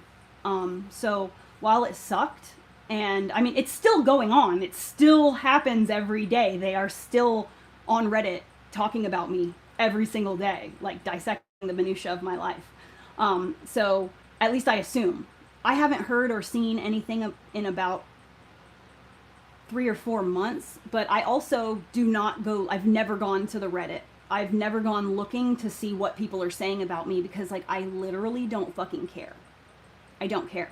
I don't want it to happen, but what is knowing what they're saying going to do for me? Absolutely nothing. If I don't know what they're saying, I'm gonna just be like, la la la la la la la, life is great, la da da da da, golden retriever me. But if I know all these hateful things that are lies that are being talked about, and I am like, that's not true, this is the truth, here's the proof, like, I would spin out of control. You know what I mean? Like, I would waste so much of my time chasing down liars and trying to prove it. And not only that, but they wouldn't let me prove it if I wanted to. The minute anyone posts anything of fact in that Reddit or tries to defend me in any way, they immediately get blocked. So what's the point? You know, there's no point in trying, and it doesn't matter. I just don't give a fuck. Like, everything that those people are dissecting, all the content that they are consuming in order to have their opinions, is the same content that's right here. So anyone can watch it and make up their mind. It's not my job to convince a bunch of strangers that I am not the person they say I am. I don't give a fuck. If you want to think I'm a fucking bad mom and I'm abusive and I neglect my dog and that I am a scammer and that I'm only doing this to scam you for your money, you're welcome to think that. I don't care. But you're also welcome to hang out and find out that I literally never ask anybody for fucking money. And that I'm actually a damn good mom and I love my dog super much. So, you're welcome to figure it out for yourself. Really? Can you please, will you get updated screenshots if that's the case, Gio, for like records?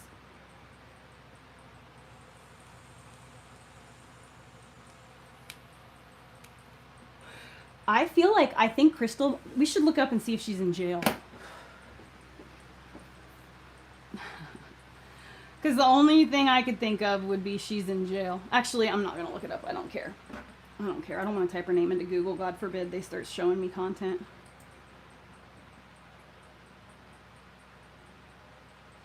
Thanks, Jenny. It's not because I'm just blessed. It's because I'm a good person. I make conscientious choices to do no harm. I don't lie. I don't cheat. I don't steal. I don't manipulate. I don't coerce. I don't influence people. I'm not trying to sell you shit you don't want or need. I'm not trying to scam you out of your money. I don't blackmail people. I don't even seek revenge for shit that I should honestly seek justice for. But like, honestly, like, I got shit to do. This is more important to me than wasting my time and energy hunting liars down, you know? Like, I trust you guys to have a fucking brain. You know what I'm saying? I'm going to tell you this right now. I have gotten hundreds of messages over the years. Like, it's been 7 years. It's been a long time. And I've been live streaming for probably close to 5 years. But, I have gotten hundreds of messages, probably like close to 200. Not like the high hundreds, but like over 100 for sure. From women or people in general who said, I found you from a snark page or a video about you or someone talking shit or whatever. And I got curious. And so I started watching your stuff for myself, and I realized that those people were lying their asses off and that you were just in a hard situation or whatever the case was at that time. So I know that there are people out there that have brains for themselves. You know what I mean? Because they've come to me and said, like, I am so sorry. I apologize. I mean, Gloria, I'm not sure if she's here right now. Gloria started off as a troll. Gloria started off as a hater. And now she's here like almost every day. And she's kind of grown on me a little bit.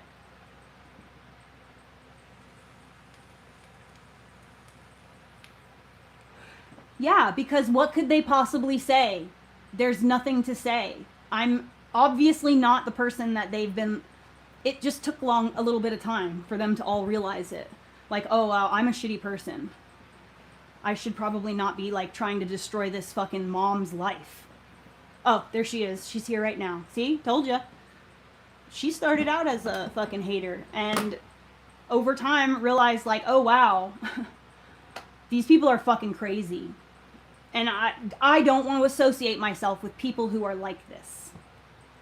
And I knew that it would happen eventually.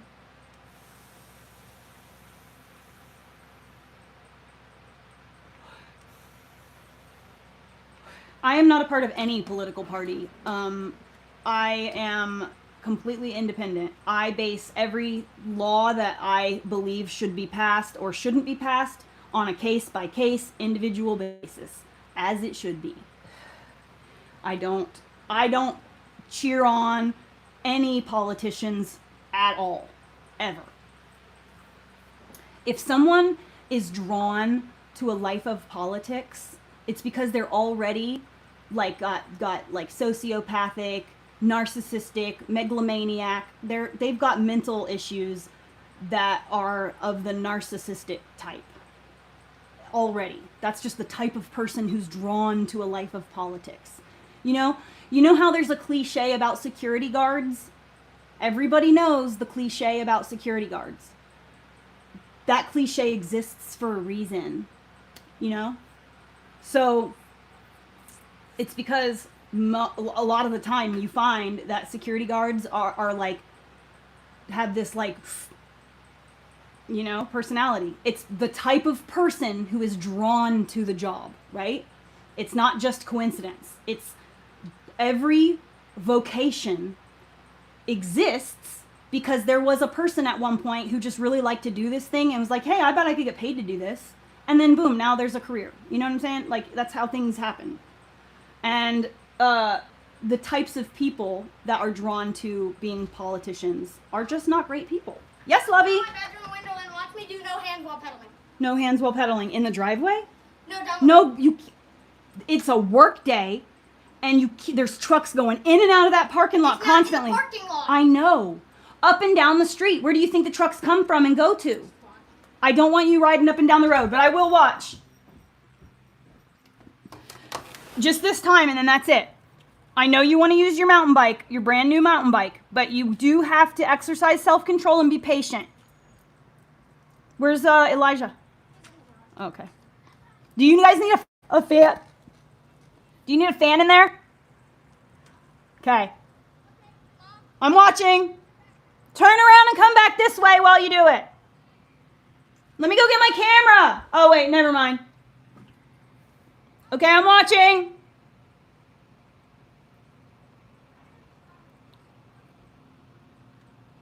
Heck yeah. That's my kid right there. You're my child. What's that garbage in the driveway? Will you pick up that garbage in the driveway so they don't come home to garbage in our driveway? Look at you go. I'm so proud of you. You should probably put on regular shoes so you don't break your toes. See? A dump truck.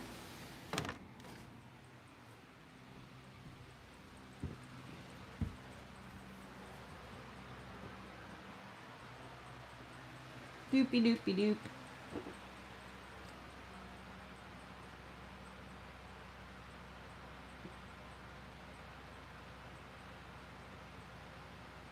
I mean, us Americans aren't trying to hurt anybody. Us Americans do not agree with anything that's going on. They just don't give a fuck. And they have never asked us. They've never asked us, so.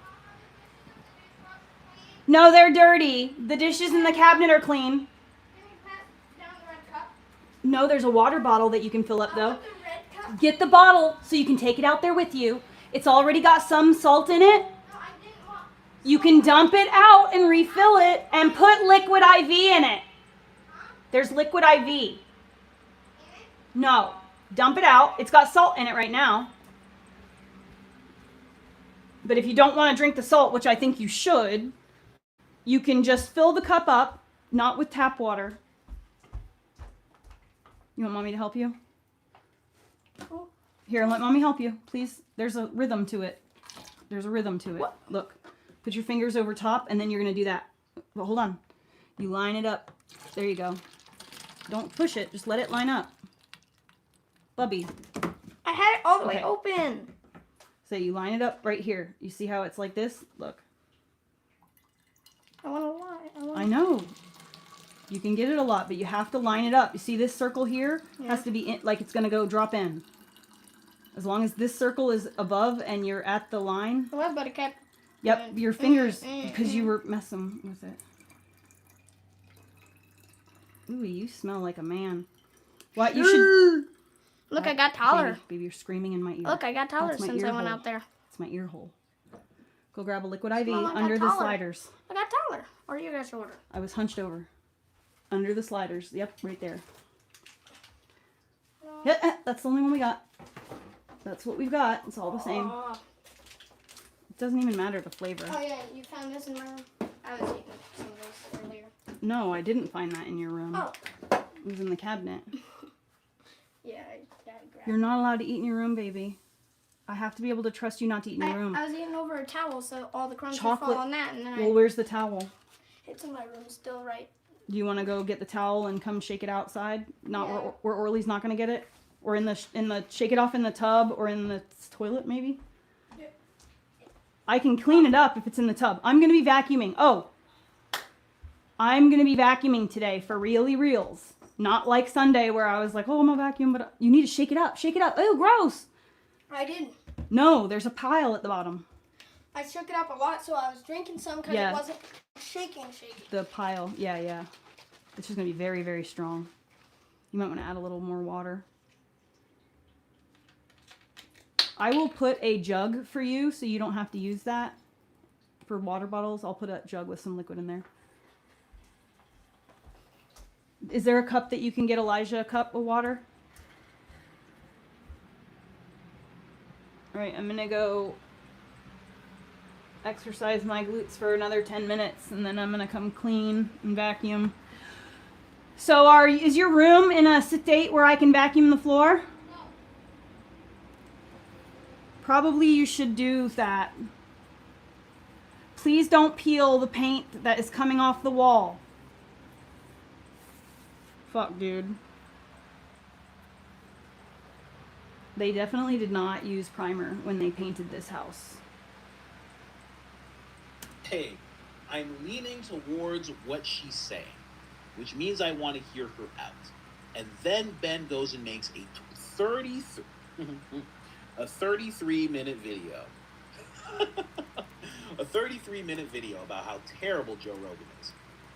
How terrible he is. How terrible it is that people take him seriously.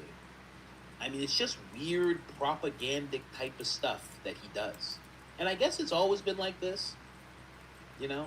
I mean, I had this feeling about Ben Shapiro. Like, the hoodwink with Ben Shapiro lasted, like, I don't know, a year or something like that. It was like a year. Where I was like, oh, what is this guy? And then I figured it out pretty quick. Only because, I'm not going to get into it, but I know guys like him. I know a lot of guys like him. So I understood what was going on very quickly. Quicker than other people did, for sure. That's a story for another day. But it's just wild that he's able to do this type of thing. And he's just been doing it over and over and over and over again. And people are falling for it. You know, someone just said wrong think. That is the thing.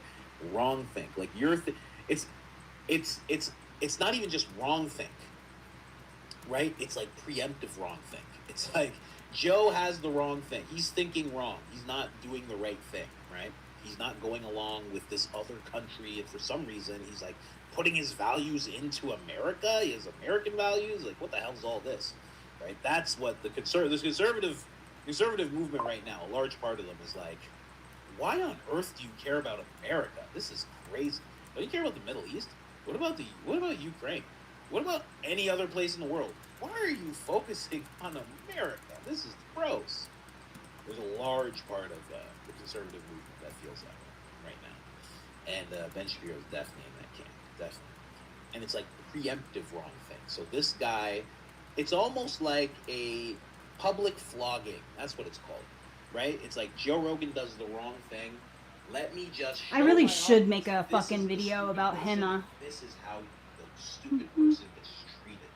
So you decide now, are you the stupid person, or are you going to go along with what we've been saying? It's very interesting. You should not welcome U.S. troops anywhere. You'll notice your children go missing. Before you even think about leaning towards what Joe Rogan's saying, let me just show you how people like this get treated. I need to go make a cup of water. I say public flogging, another term is like buck breaking, you know? Now, obviously, Ben Shapiro is not going to be able to buck break Joe Rogan in the literal sense, but Liberty Lockdown gave me a shout out, did he? Really? That's interesting. I find it so interesting when people know who I am. So weird. It's such a Man, weird my thing. thighs are How do getting you- so muscular. It looks so good straight on. Why are you messaging me? How do you know? It doesn't look quite as You want to come on my show? good. Oh my gosh, I haven't even messaged her back. That was From weeks these ago. angles. See, I'm very bad. I'm very bad at it. I'm sorry. I do apologize. Yeah, thanks for the shout out, whoever. Liberty Lockdown, Clint. You know, you should call by his name, Clint. Shout out to you as well. I see you. I see what you're doing. Been seeing what you're doing for a long time now. Doing great stuff. Really great stuff. Salman Freaking tumbleweeds of dog hair. Oh, I can't wait to that vacuum. was something else, right? Someone said message Liz back. I should. I hearted the thing that she said, and then I didn't message back. I'm very bad with that. I mean, I so see why these people have handlers. Oh man, how much easier would it be to have a handler? Someone just telling you what to do all the Charlie time. had it nice. No control over your social media. People are just responding for you, right? They're just setting up where you're supposed to be. The only time it gets bad is when they're like, you're scheduled to speak at UVU. When that happens, it's bad. But the rest of the time, it's like, oh, easy breezy. You know?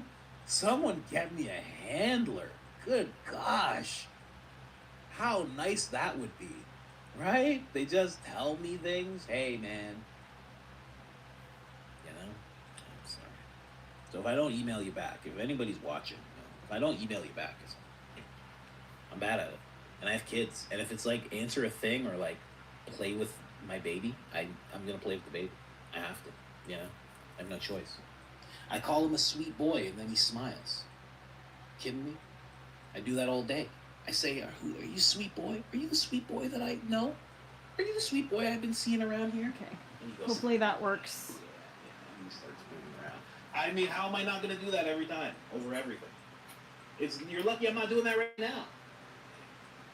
Okay. Hips in. Let's get into this part. Glutes, abs, thighs you're so rich in engaged, life. shoulders Thanks. back, It's the best. chin down. It's just absolutely brilliant stuff. Brilliant stuff. The comedy that is coming out right now. Again, like I said, we have reached critical mass with this.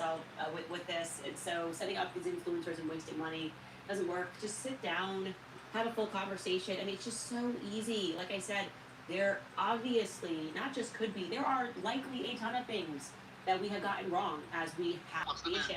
Oh, he is.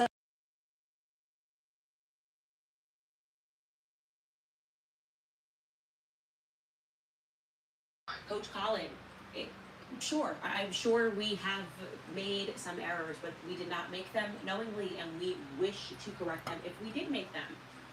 The best way to solve this is to just sit down and be honest. You know, I actually taught a great lesson yesterday, or last week in my debate, when we turned Andrew Wilson by the end of it into a conspiracy theorist who thought...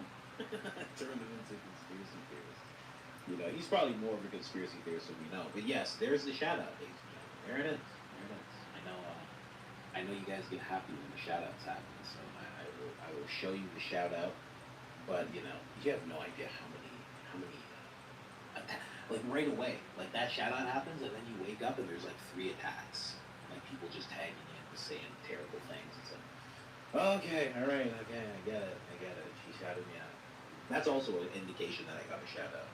When someone attacks me, I'm like, oh, okay, all right. She called me an investigator.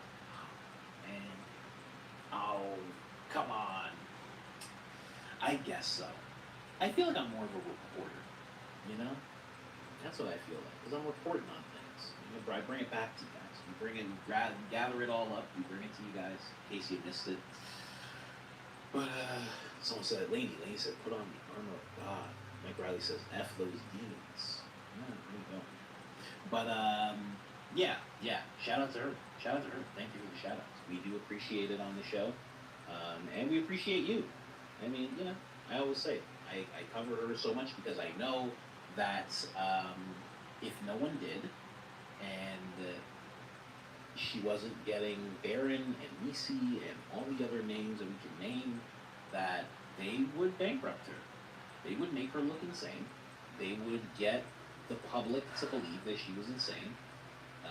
They would even go for, there's a reason why Alex and many other people were saying she needs to be committed, because they were trying to push that narrative.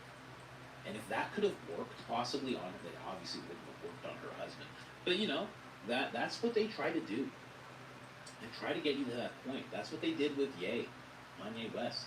That's what they do with a lot of people. That's what they did to Britney. A lot of celebrities. They will try to make them look insane. They will try to make people think that they're crazy. That way when something happens to them, they go, oh, well, they were suffering the darkness. Oh, man. That's what they do. And they would have done that for her, to her. I think, if it wasn't for all of us rallying around the whole thing. If she was doing this on her own, and she wasn't getting the views and everything, and all of the, Well, if she wasn't getting the views and stuff, then nobody would care. They would have made her look insane. And they would have done away with her. If they could have. 100%. 100% they would have done that. So I'm always going to speak up for someone when people are trying to make them look insane, especially when they're not, They did the same thing with Tucker Carlson. And I was covering Tucker Carlson when he first got fired. I was like, oh, I know what they're going to do to this guy. 100%. They're gagging him from speaking, and they're saying that he's racist and all these different things. I don't want to do that in these shorts on the camera. Text messages and this and that. But I want to do hip thrusts. So you cover it. I need to put on But Joe, some back britches. 2020, 2021, Joe was the guy. Check on the boys again.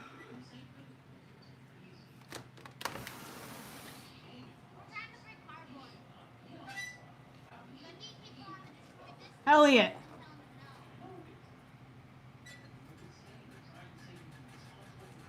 Those are literal blades.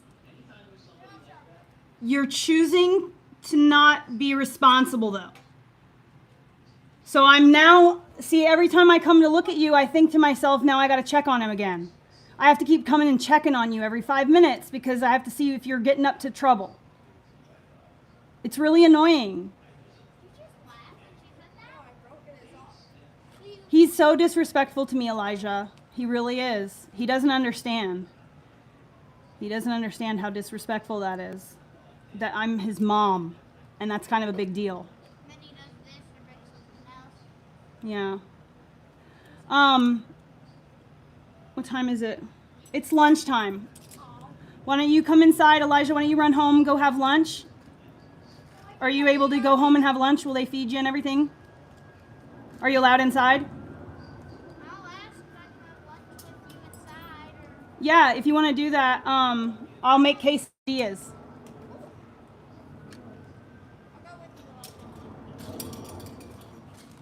Tell her I have air conditioning. Also, Elliot, you can give your mom my phone number. Wait. Elliot will give it to you, so you can give it to your mom. It's okay when you go home. Just make sure that his mom has my number, so in case she says yes. Oh, well, his adult. Leave it on a piece of paper on the refrigerator. Elliot's mom's number. Can I just tell you my mom's? I don't have my phone on me right now. Here, I'll tell you my mom's. You'll when you come back, you can give it to me. I'm pretty sure it's 541-801-000. Cool. Okay. We'll write it down when you come back. Just go ask and see if it's okay if you can have lunch here.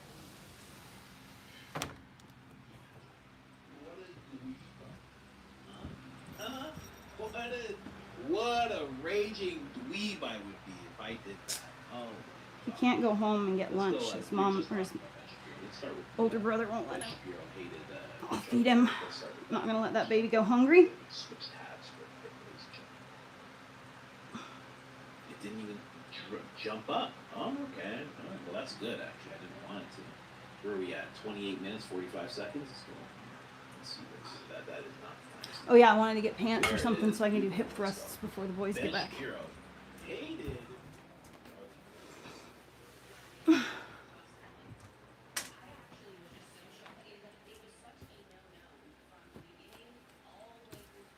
Hey, I found my favorite shorts! Well, I'll wear these, not my favorite ones, because my favorite ones are still a little bit too revealing. These ones are like Fat Heather pants, shorts, whatever. You're going, what the heck is going on? With $1 I million could get in 'em. hand, you're just going, what's happening here? And then when Andrew Colbert I mean, this was such an extraordinary lie that even Ben Shapiro came out and corrected it. Like, Andrew Colbert, I was like, he was trying to come up with, I was not friends with Charlie Kirk, which is like, I couldn't even believe it. And Ben Shapiro was. I said, I want you to actually say that he was friends before I released his messages. And I did. And it was going to be way more painful. I released one. I was about to release a whole set. Then Ben Shapiro came out and told the truth. It's crazy. He then tweets, I've never said that Charlie and I were friends, blah, blah, blah. And I'm going, Turning Point USA is so nefarious that even Ben Shapiro is willing to tell the truth about something in relationship with Charlie, because I was just going to blast him. I mean, I had so many messages screenshot and actually like every single year, all the way up until the very end of his perspectives about Ben Shapiro. He thought he was a snake, thought he operated behind the scenes. Ben Shapiro, like everyone, you think you're going to be friends with him, and then suddenly he's chronically Ben Shapiro. He's terminally Ben Shapiro, right? And so the fact that they were willing to lie, that Andrew Colbert was willing to lie about that, it means that you betrayed Charlie. You just did betray. You are betraying him every single day when you take and state positions that Charlie would have never taken. And that is why people are going, what wife would allow this? What wife allows? You hate the enemies harder after your husband has been killed, after your friend has been killed. You would hate his enemies more in the immediate aftermath. And yet she has reserved more hatred for me than for Tyler Robinson. That's wild. Because she unblinkingly said he did this, he acted alone, told Barry Weiss, oh, she has no questions, essentially convicted him by saying, I forgive you, right? You gotta do something wrong to be forgiven, before anything came out, before she had any more data points. What is that going to make the public think about you? And you have to own that. You have to stop pretending this is Candace's fault. It was felt before Candace even turned her attention and went, well, that was weird. You lied about this text message. And it's because people are observing your behavior. All right, guys, let's take a... Man, it's crazy. It is weird that she has, Erica, has reserved more hate for Candace than anybody. And, maybe we can't say explicit hate, but that whole, what was it, Daily Mail article came out of what Erica calls her and this and that, and, they haven't made any statement saying it's not true, and then Andrew says it's not true, and Tracy only says that it wasn't me that said the article.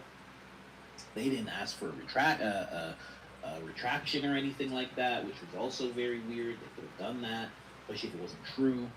So you assume there is something like that being said when it comes to Erica Kirk and what she thinks about Candace.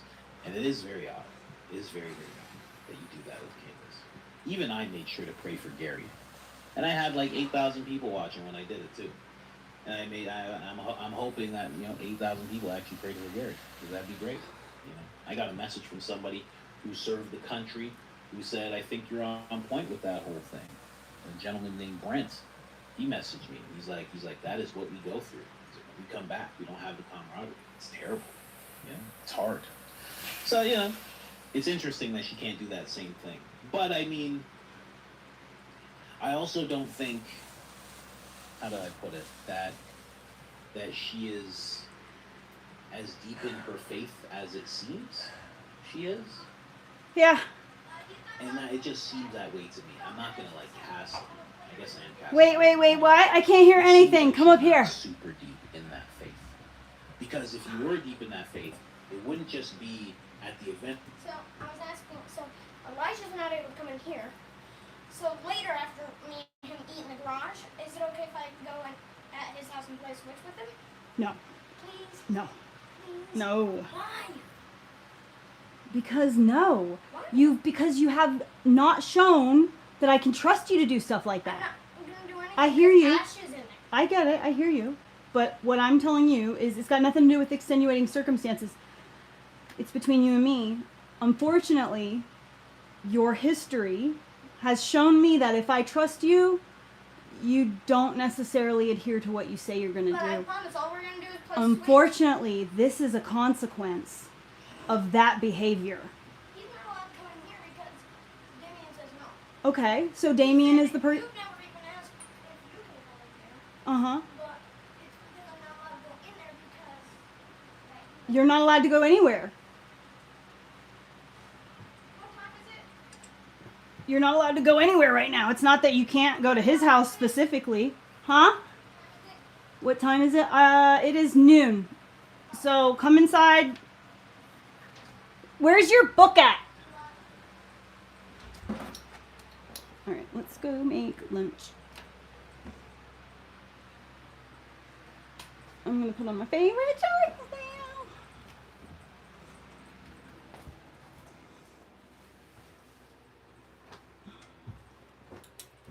now. My butt's hoiting.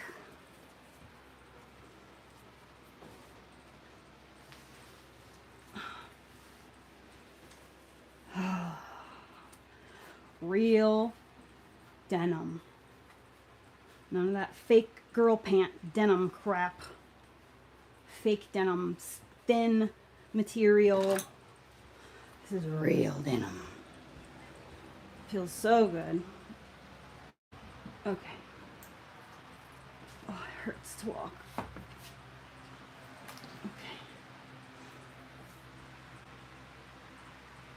Pretty soon, these shorts are going to be no match for my butt muscles. Still to this day, though, these pants give me flat ass because my muscles are still very small. We're going to get there. Progress, not perfection.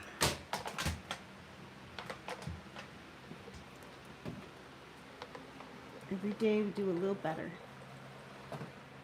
I'm going to clean the bathroom. My room is mostly fine. Elliot's room needs to be cleaned really bad.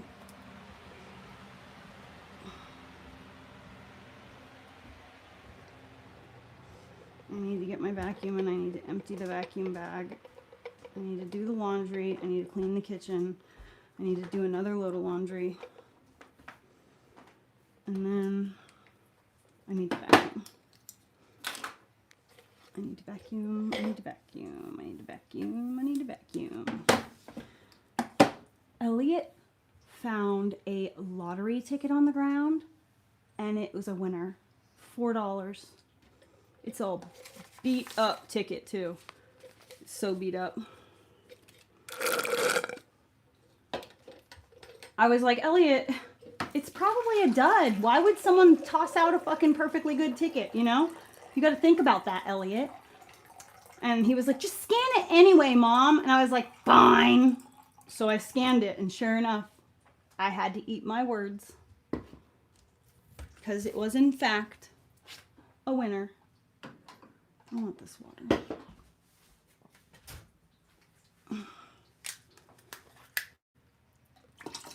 Oh my God. Oh my God. What if I put one of these in the refrigerator?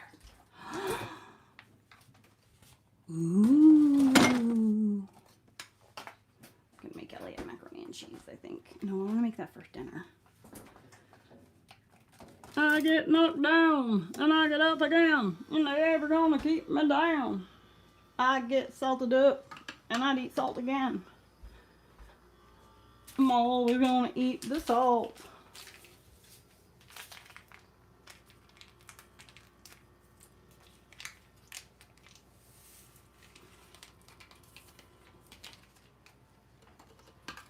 My salt is better than this stuff. And this shit is expensive. $9 for a box of like 16 of them or 8 of them or something like that. These liquid IVs are ridiculously expensive. Maybe you've been blocked.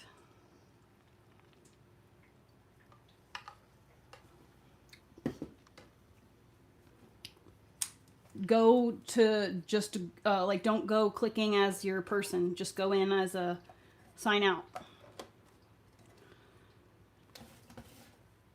if you just go the Google way.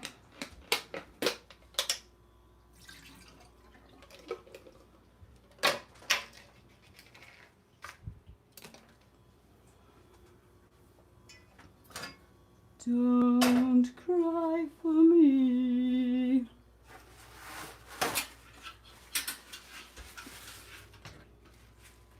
Bro, what's wrong with you?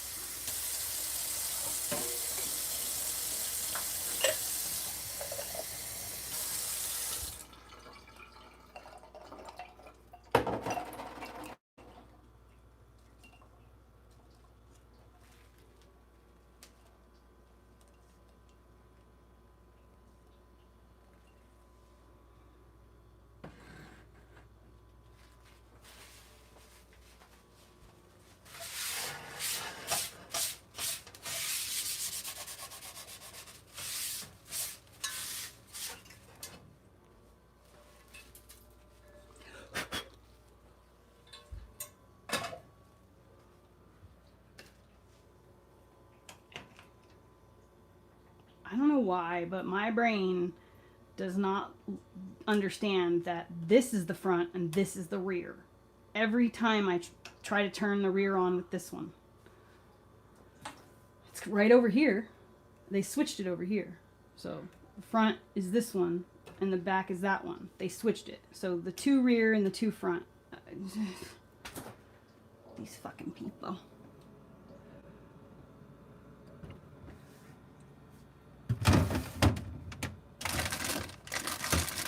I'm gonna do him some meat. Oh yeah, I forgot. 1, 2, 3, 4, 5.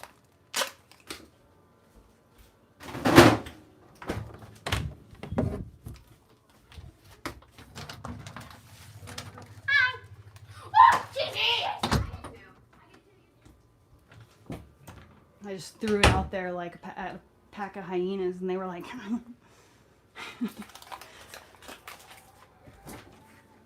they're out there going, cheers, cheers.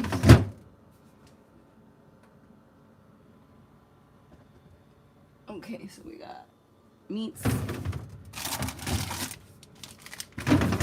some aged white cheddar,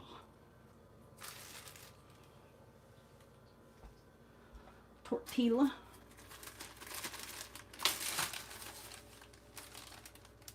two, three, four.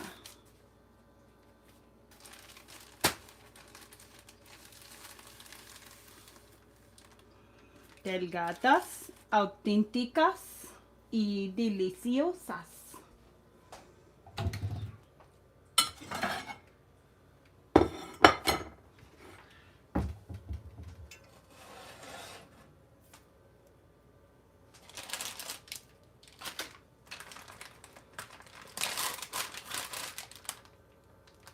Perfection. Yes, it is still good.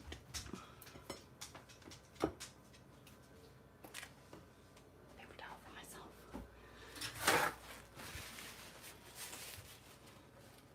I'm gonna make them like pinwheel things. I might not make all 4 of these. I should only make 2 or 3. That's got a little time to heat up.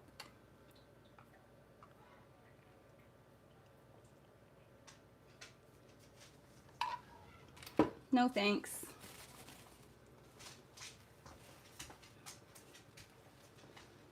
There they are again. Who? The weirdos? There is a towel. It's still there, but nobody has posted on it for over 180 days. See, didn't I say 4 months? It's been about 4 months. Thank you, Gloria. I knew that if I just lived my life and I just went about my business, eventually they would just go away. I fucking knew it. I fucking knew it. Gloria, you should check to see if Crystal's in jail. I think that she's in jail. That's the only reason why she would just give up and stop. Unless she found a new victim, and in that case, I need to find out who that is.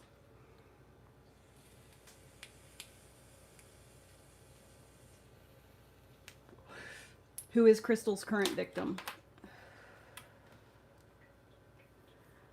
Of the century, I forgive Tyler Robinson. It would be at every turn when these attacks come, not just at your, not just when it's camera worthy or clip worthy, but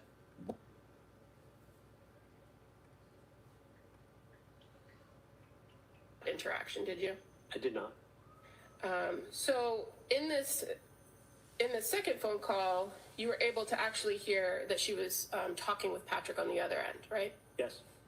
And at that time, when you were now second time meeting with her and having this phone call, were you aware that she had already changed her healthcare proxy from Patrick to her parents? I did not know that. Did you talk to Patrick in between the 4th and the 6th?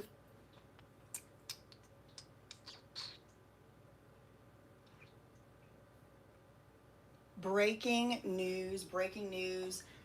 Oh yeah, has settled Bricks with and Brian Minifigs Mansell. settled. I think I told you guys You that did not already. mishear.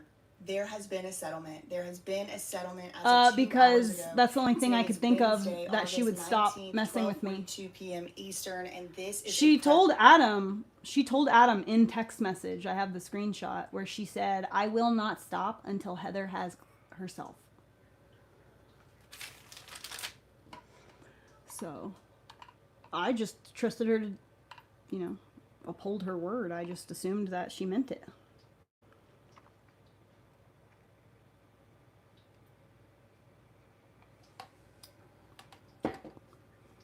press release directly from Bricks and I mean, I probably shouldn't believe anything she says, obviously. Press people. There's a bath towel on the floor because I cannot stand the way the floor touched my feet. I don't like it, and I don't have enough carpet yet.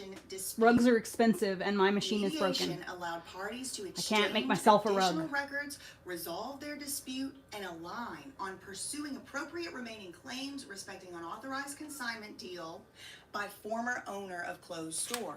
Okay, what? This is my first time reading. I didn't even read it. I saw this headline and I just rushed to film this. So let's read it together. Salt Lake City, Bricks and Minifigs, an authorized Lego reseller specializing in buying and trading. We know who they are. Announced today that it has reached a comprehensive and amicable. I'm so like, because I know. For this to have happened, they had to have agreed to make Brian Mansell whole in some way. Yes. So this is really great news. I don't think Brian Mansell is just going to be settling for no reason. Right. But we'll be able to hear his words directly. Hopefully Brian Mansell included a clause where they have to drop their suit against Ben to talk about this. So stand by Schneider. But I haven't even read this myself. I haven't talked to him about it at all. Let's see. Today, announced they have reached a comprehensive and amicable resolution with the Mansell family regarding the dispute surrounding a Lego Star Wars collection originally consigned to a former franchise owner, that's Crystal, of the Bricks and Minifigs Salem, Kaiser, Oregon store. The agreement resolves the disputes between Bricks and Minifigs, its leadership, and the Mansell family, and follows an extensive I'm sure that they just moved from the Reddit to something else because I changed my name. And So information that provided a more complete understanding they've just moved circumstances somewhere surrounding the else, original I'm consignment sure. arrangement. But God, Lord, I would love it so much if they actually did just disappear, and that would be the best. Maybe they actually got the memo that if they don't want me to be popular or well known, that talking about me is not gonna do the job, So that makes me happy. 180 days. I'm pretty sure that it's in alignment when I changed my name, so. That's one of the things that I think happened. Associated with their consignment arrangement with Crystal, including assignment of their claims. Hold on. Part of the resolution, the Mansell family has been made whole by Bricks and Minifigs for the losses associated with their consignment. So the Mansell family has been made whole by Bricks and Minifigs, including the assignment to Bricks and Minifigs of Brian Mansell's claims arising from the original contract. And the Mansells have agreed to provide relevant records should Bricks and Minifigs want to sue Crystal. Oh my God. Whoa. There's a quote from Ammon. Quote, "We are very glad that through mediation we were finally able to sit down with the Mansells, exchange relevant records and information, and develop a more complete picture of what occurred," said Ammon McNeff. Most importantly, the Mansells have now been compensated for their loss, and rather than continuing to be on opposite sides of the issue, we can move forward based on a fuller body of information. Well, when you say rather than being on opposite sides, so what? They're joining forces?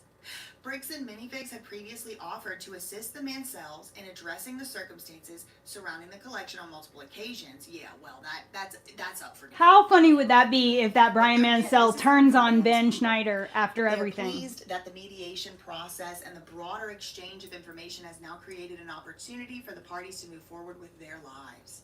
Bricks and Minifigs also reiterated the impact of the lengthy dispute and the impact it had on the Mansell family, and even apologized. Bricks and Minifigs apologized to the Mansells and put it in writing that they did that?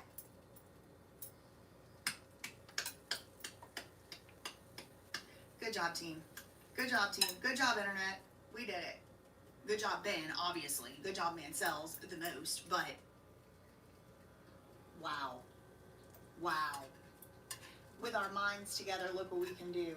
They apologized to him, too, for the uncertainty, the losses, and pain suffered during the investigation. Quote, "Whatever disagreements existed during this process, the Mansells experienced a genuine loss and a great deal of uncertainty and frustration," said Ammon McNeff. Am I in the Twilight Zone? Let me check the date. It's not April 1st, right? Quote, "We regret that we were not more quickly able to access the information necessary to fully understand and resolve the situation, as our goal from the beginning was to help make this family whole, regardless of who was at fault." That wasn't your goal from the beginning. They still lying, but girl, whatever. "We are pleased to have resolved this matter with the Mansells so we can remain focused on supporting our customers, employees, and more than 300 independent franchisees who make up our community. The parties have created a joint statement which can be read here." Let's go there. Oh my God. Oh my God. Okay, here's the joint statement. "Resolution reached. Bricks and Minifigs and Mansell family settle consignment of rare collection through voluntary mediation." This is dated as of today. This is on bricksandminifigs.com. Joint statement from BAM Franchising and the Mansell family. BAM Franchising Inc., Ammon McNeff, Matt McNeff, Baker Salem, Josh Johnson, Brandon Best, and the Mansell family. Baker Salem is interesting. And the Mansell family are pleased to announce that they have reached a comprehensive and amicable resolution of a private civil dispute relating to the Lego collection. The collection was originally consigned to Crystal Gorman, Law Gorman of the Bricks and Minifigs Salem, Kaiser, Oregon store. This settlement agreement is a compromise of disputed claims. They still disagree on some stuff, but they compromised. It's not an admission of liability, wrongdoing, or unlawful conduct by anyone. The Mansells confirm they have been compensated. This is a joint statement. Thank God. It is awesome. This is awesome. The Mansells have been compensated by Bricks and Minifigs for the losses associated with the consignment arrangement and are releasing all their claims against Bricks and Minifigs. Its leadership: Baker Salem, Josh Johnson, Brandon Best, and any franchisee. But what about the action against Ben Schneider? Against Brian Mansell. Wow. So what does this mean for I'll do final thoughts. Okay, so through the exchange of records and information during the legal and mediation processes, the parties developed a more complete understanding of what occurred. The underlying dispute arose from a consignment contract between the Mansell family and the store in Salem, Kaiser, Oregon. Bricks and Minifigs, Baker Salem, Josh Johnson, Brandon Best were not parties to this consignment agreement. The Mansell's loss arose in part from the sale, accounting, storage, and disposition of inventory by the former operator of the store, which is Crystal. So they're still throwing her under the bus. and she has an active RICO lawsuit against them. As part of the settlement, Brian Mansell has assigned to BAM his claims under the original consignment contract. Bricks and Minifigs may elect to pursue these claims against those responsible. They're going to sue Crystal. Yeah, and they're not going to drop their suit against Ben. The Mansells have sold Or out. to the lawsuit.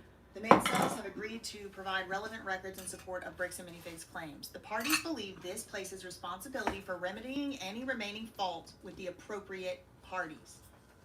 Bricks and Minifigs recognizes that Brian Mansell and the Mansell family experienced a genuine loss, prolonged uncertainty, and considerable frustration after the original contract was not properly administered by the former operator of the store and during the transition from the former operator to the replacement franchisees, which were corporate agents. Bricks and Minifigs regrets that it did not more. Chill. I got food. Right here. Look what I'm doing right now. Stop.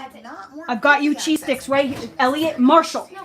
Stop. We want 2 more. No, it's done. Stop. I have a knife in my hand. Elliot, put 1. That's it, please. 2. Why can't I have these 2? I'm making these for you right now. I want you to eat this. If you want, you can have them after. They're done right now. Done. You can have this after. I promise. Thank you.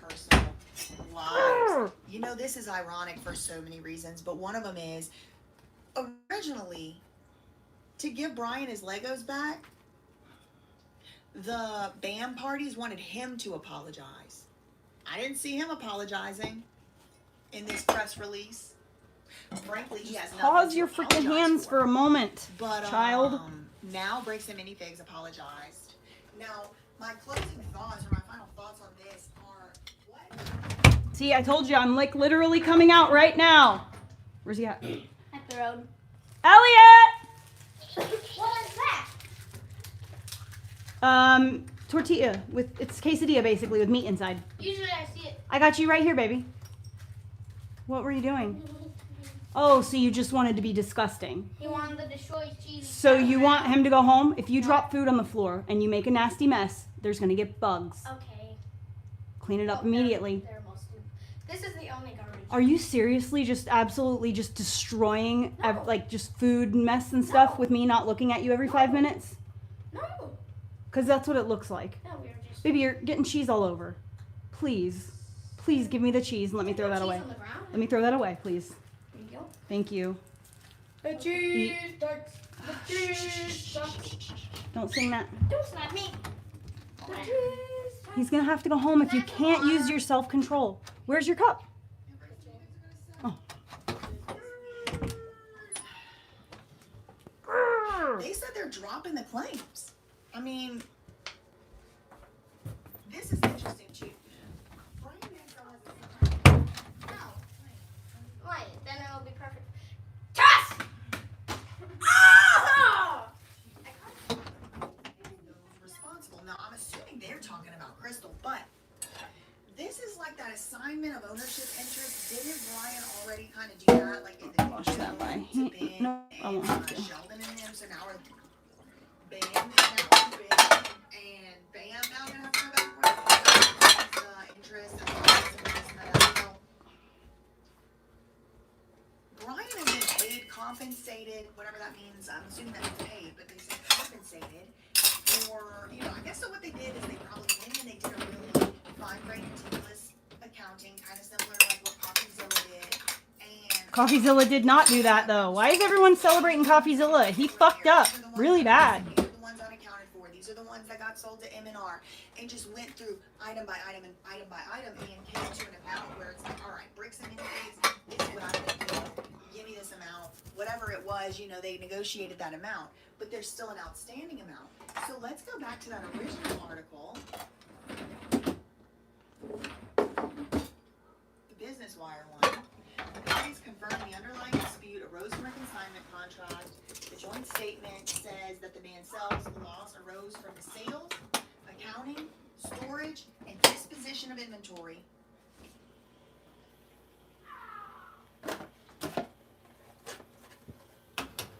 Of the former operator. Wow.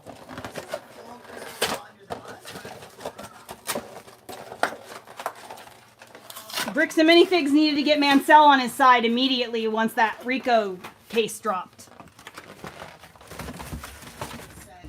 Now Mansell cannot testify against Bricks and Minifigs. Claims against Bricks and Minifigs and its leadership and the rest.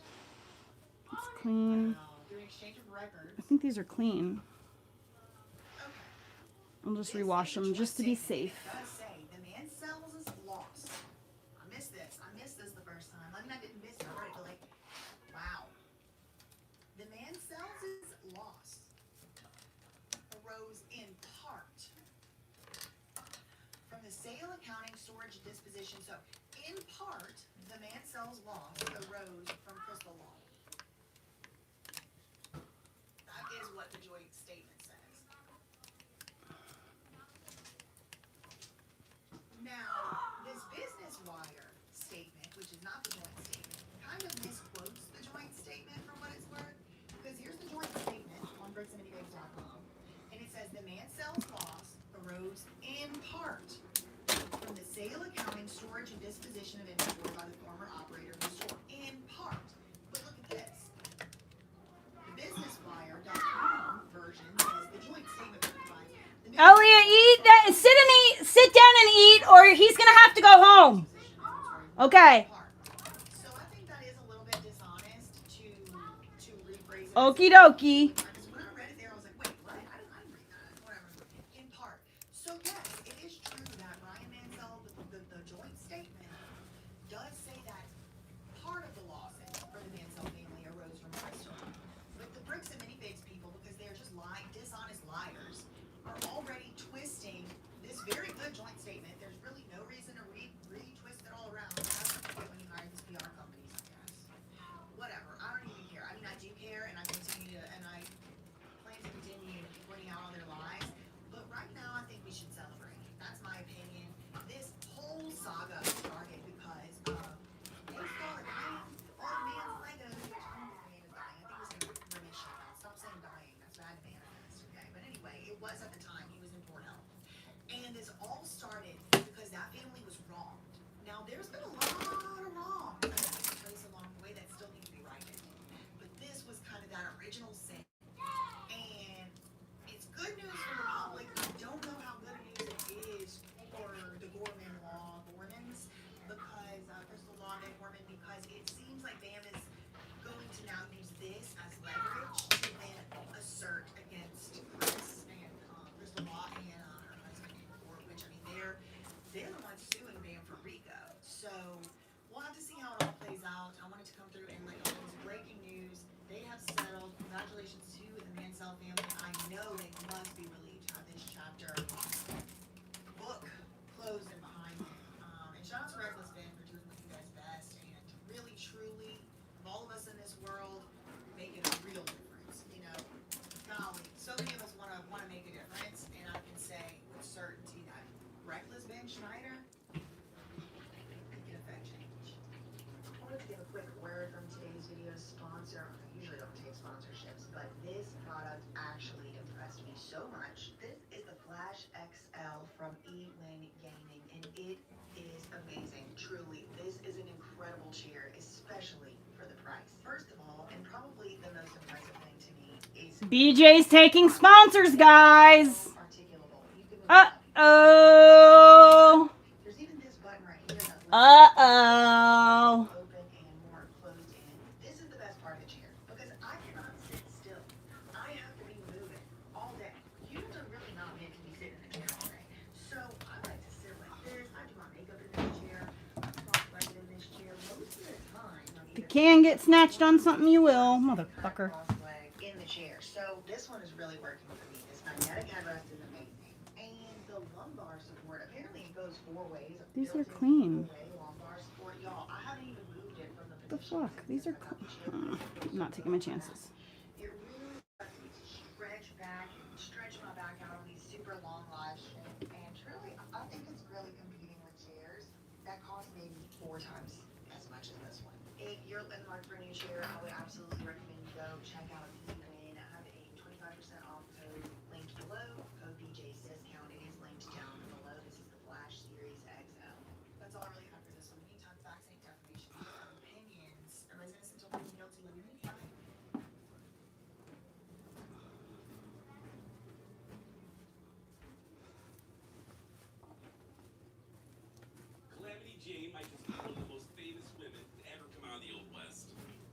Ooh, my black bodysuit is getting washed.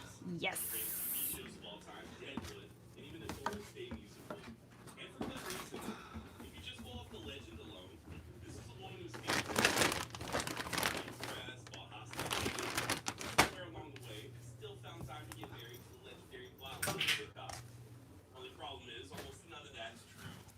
There's my freaking apron.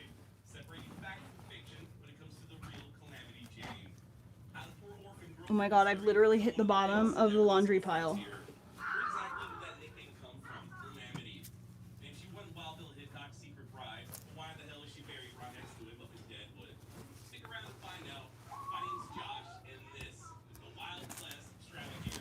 Okay, the rest of that is all just towels and fabric. All the clothes are washed? No way. No way. I got clothes upstairs that need to get washed. Do another load. And spoiler alert, but this certainly ain't the only time when Jane's version of events don't exactly line up with the paperwork. Not by a long shot. Her father Robert was a farmer slash gambler with a bit of a drinking habit. His mother Charlotte, well, unfortunately, she really didn't leave much of a historical record. What little we do know is that she and Robert got married in Iowa when she was just 15 years old. By the time she was 20, she already had 3 children, with Jane being the oldest. That doesn't look right.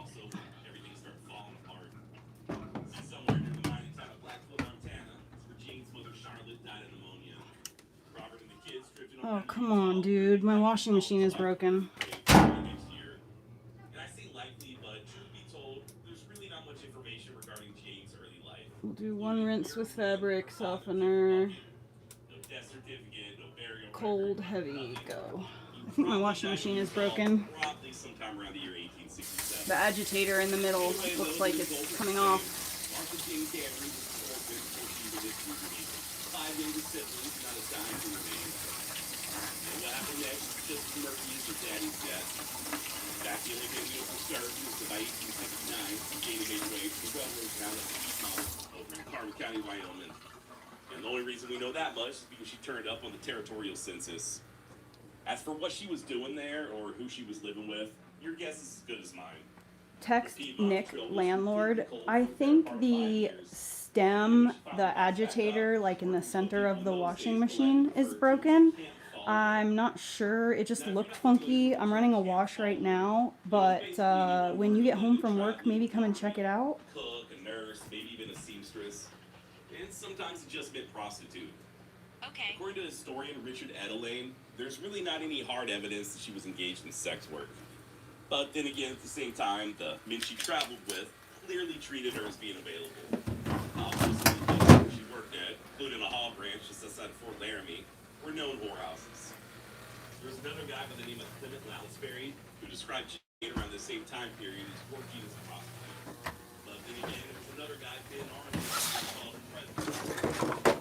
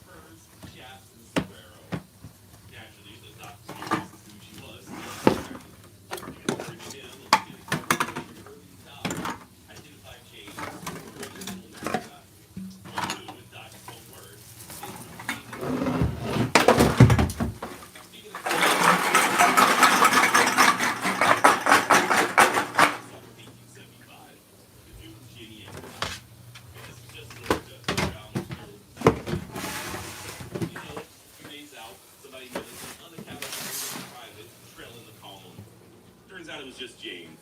She had attached herself to the civilian Teamsters, riding along dressed head to toe in the uniform of a U.S. soldier. Now, it just so happened that one of the Here's my pen. surgeons, a guy known as J.K. Lane, was moonlighting as correspondent for the Chicago Oh, damn it. My fucking pen is Found a missing. dispatch not long thereafter, in which he referred to Jane as Calam. Quote, Calam is dressed in assumed soldier's blue, and straddles a mule equal to any professional black snake swinger in the Army. End of quote. And that, ladies and gentlemen, is the very first known reference to the nickname Calamity. But as how she actually got the nickname, that's an entirely different story. According to Jane in her own autobiography, she rescued a Captain Egan from hostiles up in Wyoming. And when she hauled the wounded officer up on her horse, Egan declared her Calamity Jane, the heroine of the plains. It's a great story, but there's just no evidence whatsoever that any such thing ever happened. Her longtime friend George Hosher, on the other hand, who on served as pallbearer at a funeral, told a very different story to the Washington Post. According to Hosher, he picked up the name Cheyenne around 1875, just 62 to be a walking disaster. If she rented a pony from the livery stable, she climbed up on a field trail and grabbed the back bumper off. So the editor of the Cheyenne Daily Sun got into the whole calling her Calamity Jane. Yes,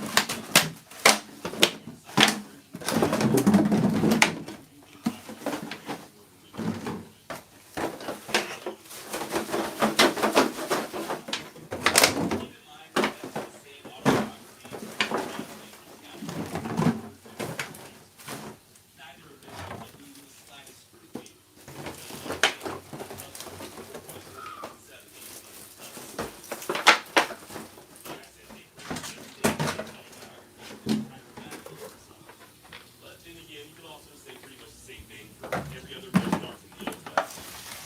All legend, but more on facts. After the Jennings expedition, Jane returned to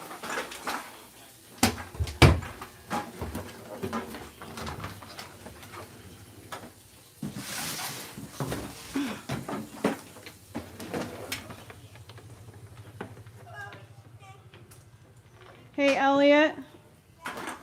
Will you take the recycling over? Can you take the recycling? Never mind, I'll do it. Leave the... Why has this box got my tools in it? Those are my dad's. No, they're mine.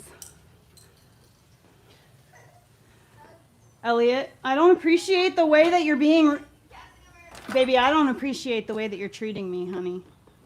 Throw it. Look at this. Dude, are you kidding me? I want all of this crap picked up immediately. I want all of it picked up, Elliot. You're going to go on restrictions and you're going to be not allowed to hang out with friends. I'm not kidding. Yep, listen, Elijah, I know the deal. I deal with it on quite on a regular basis. I want every single piece of Hot Wheel, car, truck, trash, every little, there's wheels, there's, oh my God, Elliot, I cannot believe you just did this. I'm like blown away that you've done this. Look at this. There's windshield over here. Like, I want it all picked up immediately. Also, I got a scratch. Oh. Yeah, it's just bleeding on. Yeah, because you did the dumb no handstand, your face planted. Elliot, don't call people dumb.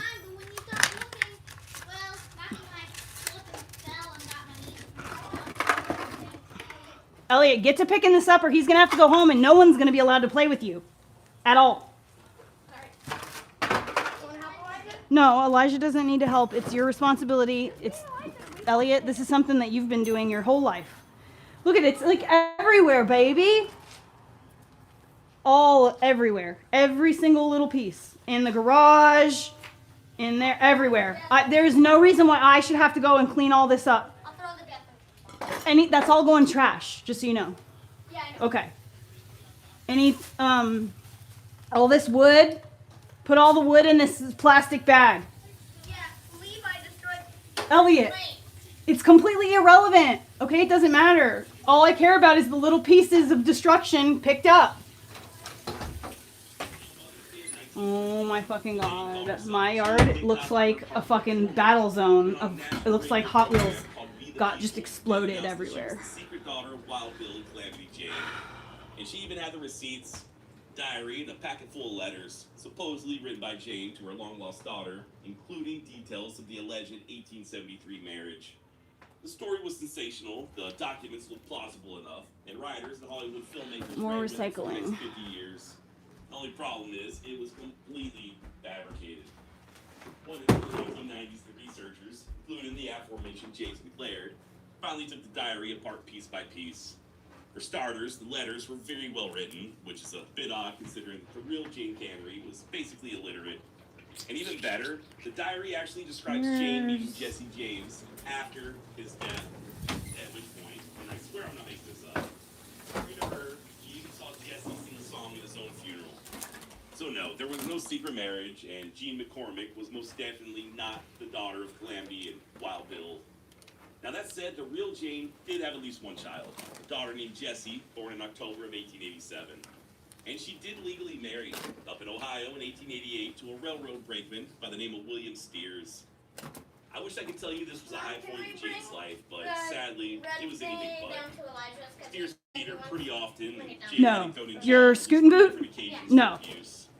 In the end, the marriage itself... Pick up all your stuff! As far as I'm aware, there's no divorce on record, but Steers just sort of fades out of the picture, and that's that. In the years that followed, Jane would go on to live with several other men, including the guy named Clinton Burke. In fact, she'd end up carrying Burke's name for the rest of her life, despite there not being any type of official marriage records. As for Burke, he too seems to have disappeared from history after robbing his employer over in Deadwood and skipping town. As to whether or not he and Jane had any contact afterwards, I honestly don't know. Now, at this point, you're probably curious as to what Jane actually did for a living, other than occasionally selling her body. I mean, we spent most of the episode talking about what she didn't do, like scouting for the army or marrying Wild Bill Hickok. So how exactly was she keeping herself fed? Well, the short answer is basically any way she could. See, over the course of Jane's life, she worked as everything from a bullwhacker, a cook, a waitress, a laundress, an ox team driver, and even a dance hall girl. Which begs the question, when Jane was in Deadwood, did she ever brush shoulders with that cocksucker Al Swearingen? And the answer is almost certainly yes. If you've ever seen the TV show Deadwood, Cannery and Swearingen weren't exactly the best of friends, but in real life, they actually worked for the man. Her historian, James McLaird, quote, some accounts identify Swearingen's gym as the establishment where Martha initially danced in Deadwood. That summer, the summer of 1876, he had only 3 women available for dancing, Mrs. Swearingen, Kitty Arnold, and Calamity Jane, end of quote. McLaird then goes on to say that Jane, in addition to dancing, also helped to recruit talent. At one point, she even worked for the Bella Union, doing more of the same. This was in the early 1870s, though. By the 1890s, she was running her own restaurant over in Castle City, Montana. And then later on, of course, she just made her living simply off of her name, performing in museums and selling photographs. Basically, just whatever work was available, usually for however long it took her to save up for the next bender. Now, just to circle back to the topic of Jane's children, turns out Jessie wasn't her first. See, back in November of There's Levi's 1882, shoes. while living with a rancher named Frank King over near Miles City, Jane gave birth to a baby boy with local papers spelled Little Calamity. Elliot! It's not cleaned up yet. Fuzzy's little scuzzy darling. In a quote. And if that just melted your heart a little bit, well, brace yourself, because Little Calamity is Oh my god, dude, what the hell? Jessie, though, the one I mentioned earlier, she did survive. And for the first decade or so of her life, Jane Being a boy mom is not for the faint of heart. That's for sure. Deadwood, telling people she needed money to enroll Jessie over in a convent school. My house feels naked without the clothes Her hanging. friends ended up throwing a benefit on her behalf, and by all accounts, it was a success. Or at least it was until Jane started buying drinks for the crowd. By the end of the night, most of the money was already gone, and for at least one eyewitness, Jane was roaring drunk. Nevertheless, she did eventually scrape together enough money to get Jessie enrolled by January of 1896. In fact, it was right around that same time that writer M.L. Fox interviewed Jane and got to meet little Jessie, describing her as neatly dressed and shy, with a bright face and good manners. As for Jane, she told Fox, quote, she's all I got to live for, she's my only comfort, end of quote. Sadly, though, their relationship wouldn't last. Jessie bounced in and out of school, as well as in and out of Jane's custody, until finally in 1899, a cowboy named Robert Dorset, the last of Jane's so-called husbands, took the girl to go live with his mother over in Lewiston, Montana. And that was pretty much it. They were briefly reunited and The Disney Channel has discovered hundreds of child actors. What's this battery at? Halfway.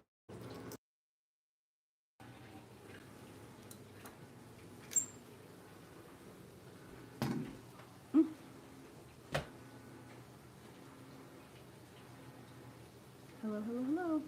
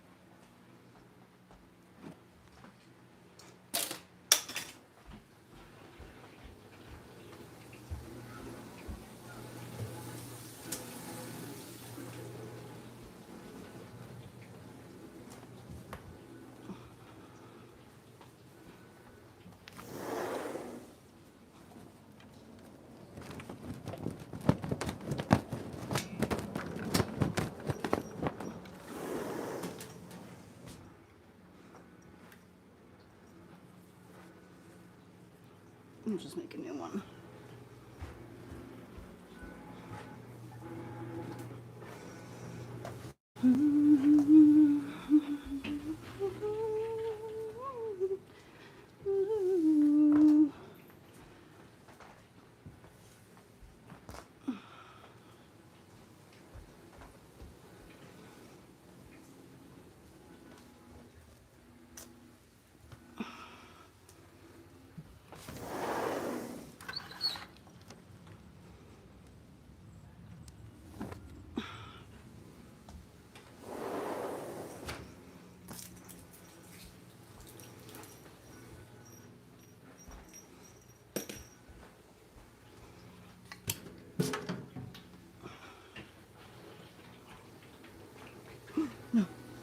No.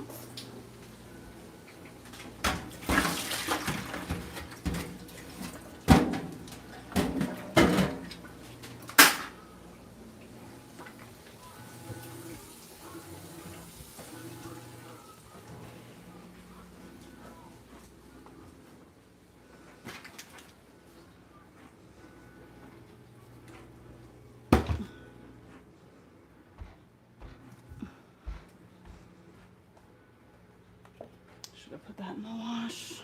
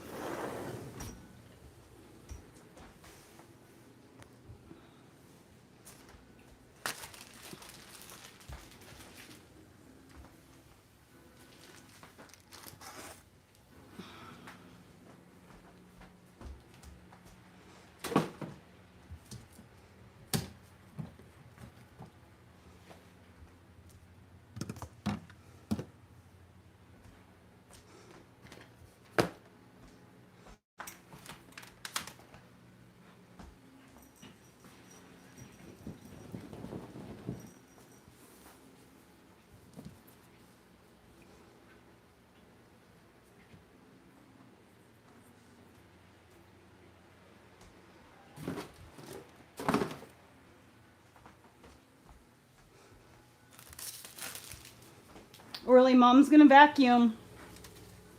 I'm gonna vacuum. Do you want to stay inside or do you want to go outside? Why don't you go upstairs? Here, go upstairs. Come on, let's go up. Come on, upstairs. Come on, upstairs. Come on, let's go up and lay down. Mom's gonna vacuum. You're not gonna like it. I'm going to get it right now. Here, take it. Elliot, your sole focus should be making sure that the yard is clean before Mom comes out and sees it again. Do you not care about restrictions at all?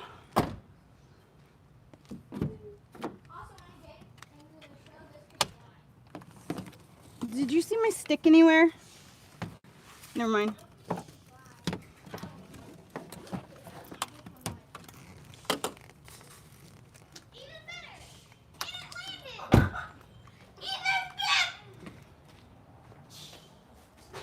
Fucking kids, bro. Okay, see? Mom's got the vacuum. Mom's gonna vacuum. Does Orly want to go upstairs, maybe?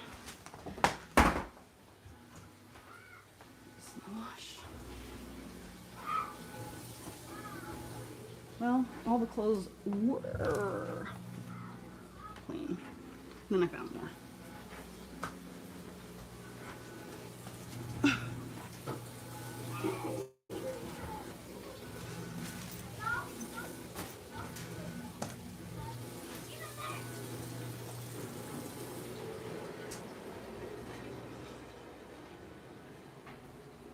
Okay.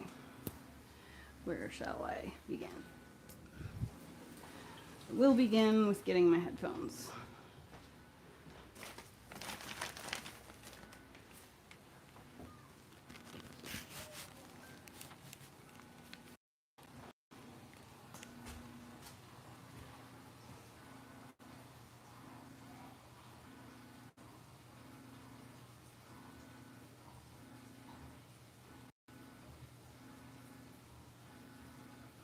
Okay.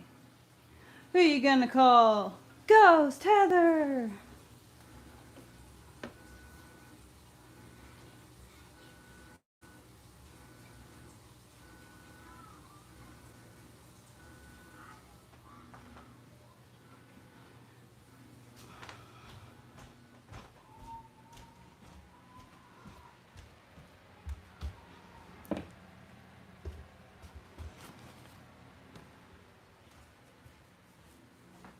All right, Orly, where are you going? What are you gonna do? Mom's gonna vacuum. Where are you going?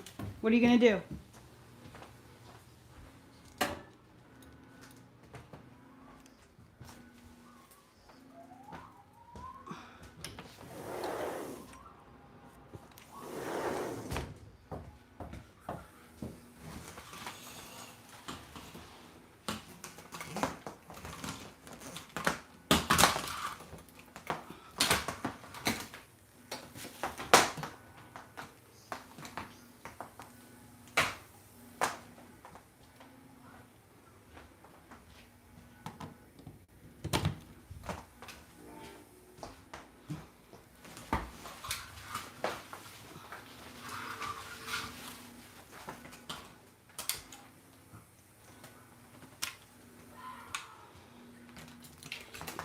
Ugh, this floor is disgusting.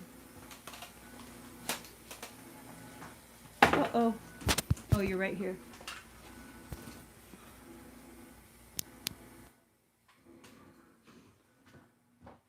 Is it green? Okay, now you should only hear the voice, right? Do you hear the vacuum? Can you hear the vacuum? I'm trying to make it so you don't.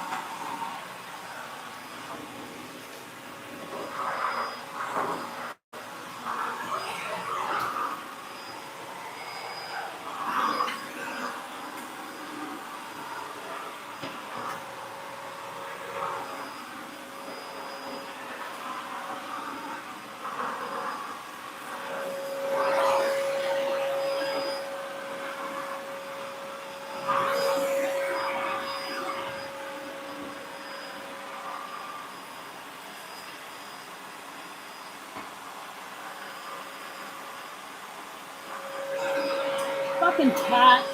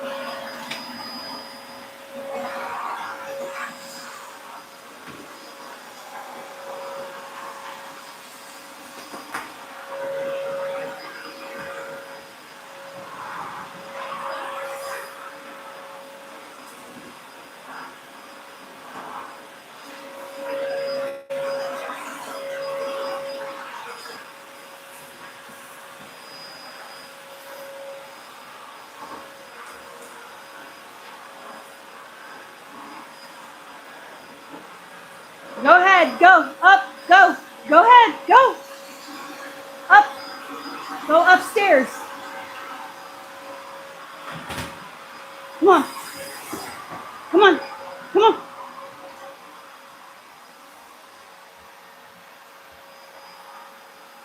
Go ahead, go upstairs, buddy. All right, well here, go outside. Here, come on, let's go outside.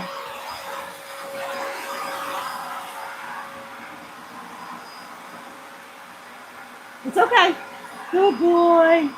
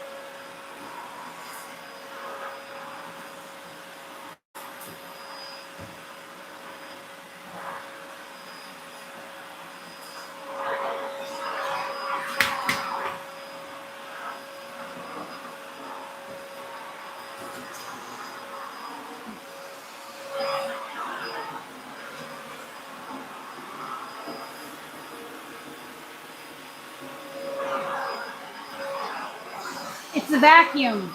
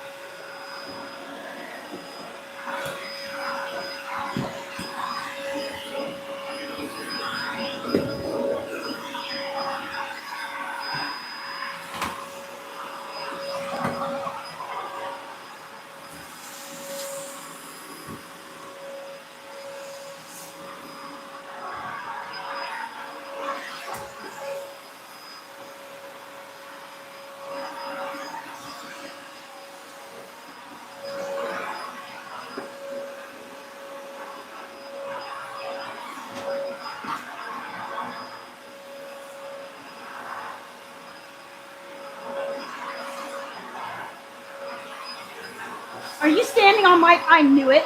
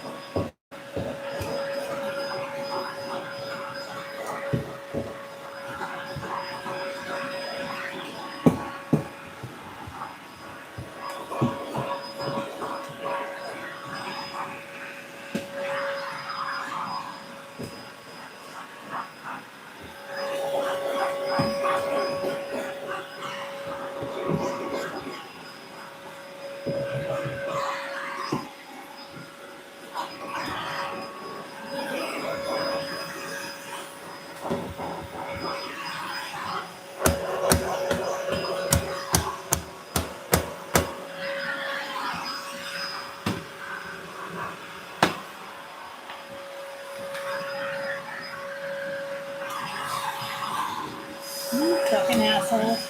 If it can get cooked on something, it will, motherfucker.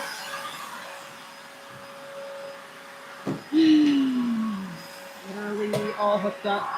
Can't even turn the vacuum off. Ah! Overheating.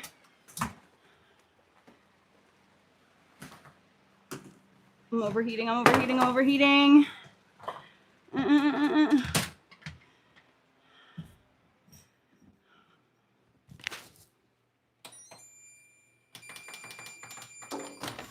Hey, Elliot! I'm about to be vacuuming. You guys need to drink water. You've been out in the sun a really long time.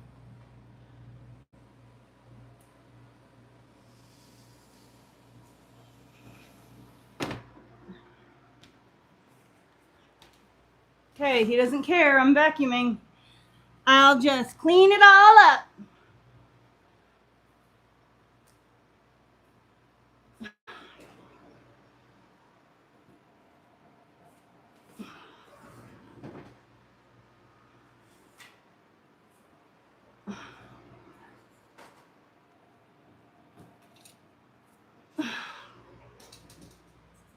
Man, I sure thought there was no more laundry to do.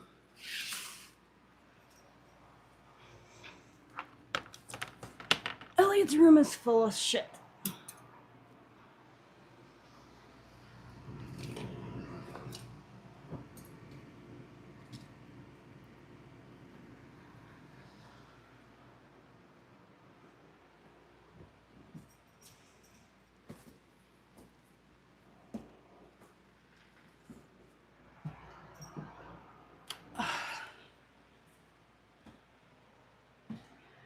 Good point, girl. Good point.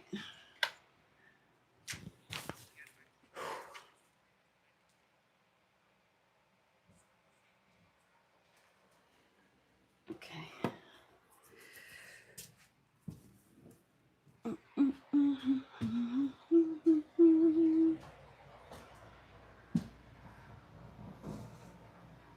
back and get that laundry. Put this laundry away. Go get your laptop. Take your shoes off.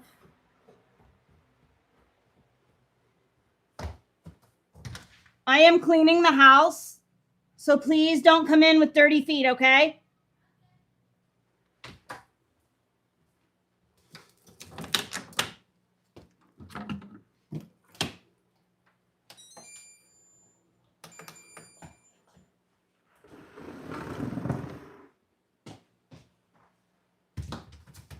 What did I come down here for? Oh yeah, and then what happened?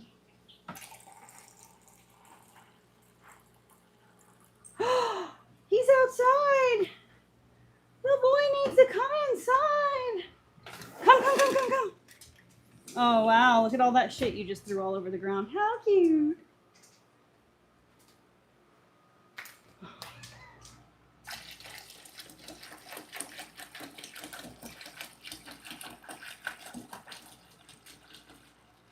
There you go. Fresh water for the boy. Fresh water for the mom. Fresh water for the boy. Fresh water for the mom. Fresh water for the boy. Wow, my laundry room is like spick and span. Stove is turned off.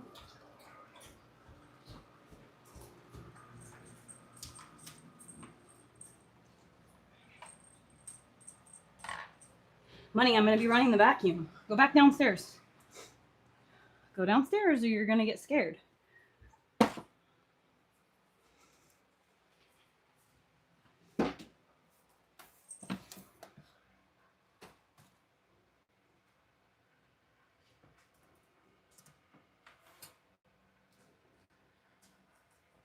As for Sarah's TV mom, Julie, she told Us Weekly, quote, "Oh, well, the reality is I'm just nosy. I stick my nose in anything and everything.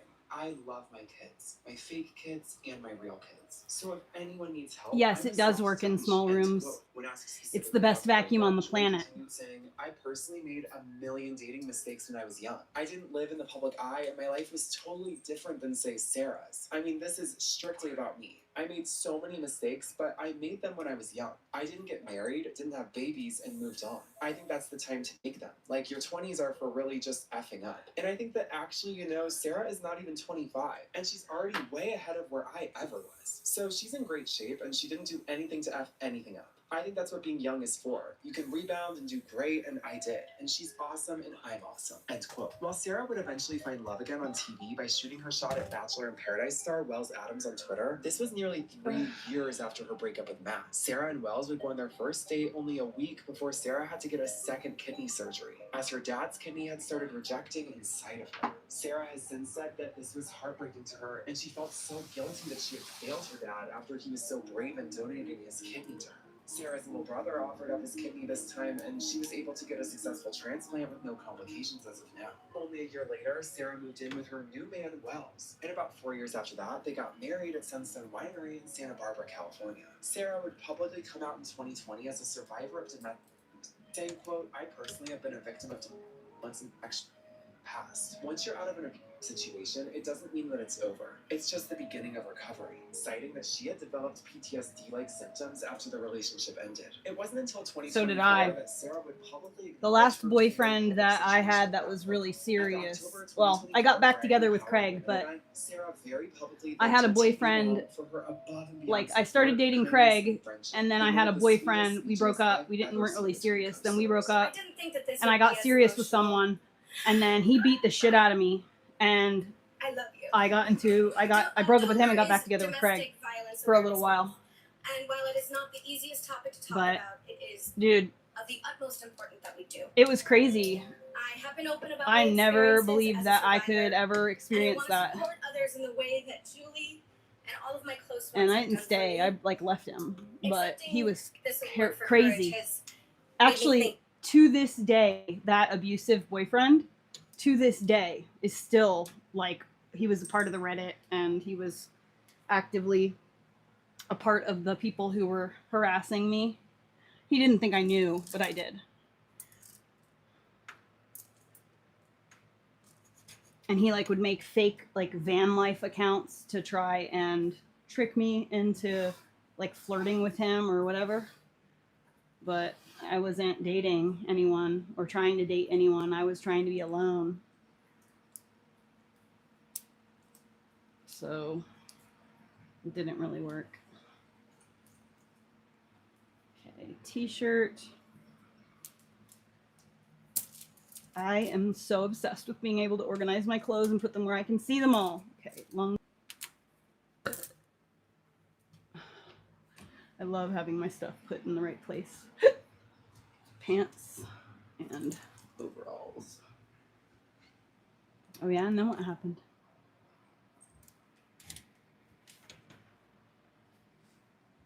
Elliot's.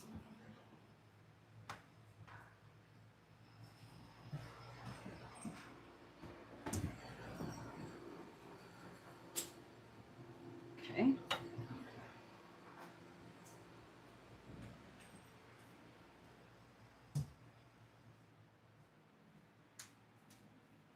Think a lot about what that word means to me. It takes courage to wake up every morning and face the world knowing that people may have no idea what you are going through. It is all too easy to feel isolated and misunderstood, no matter how strong you are. There was a time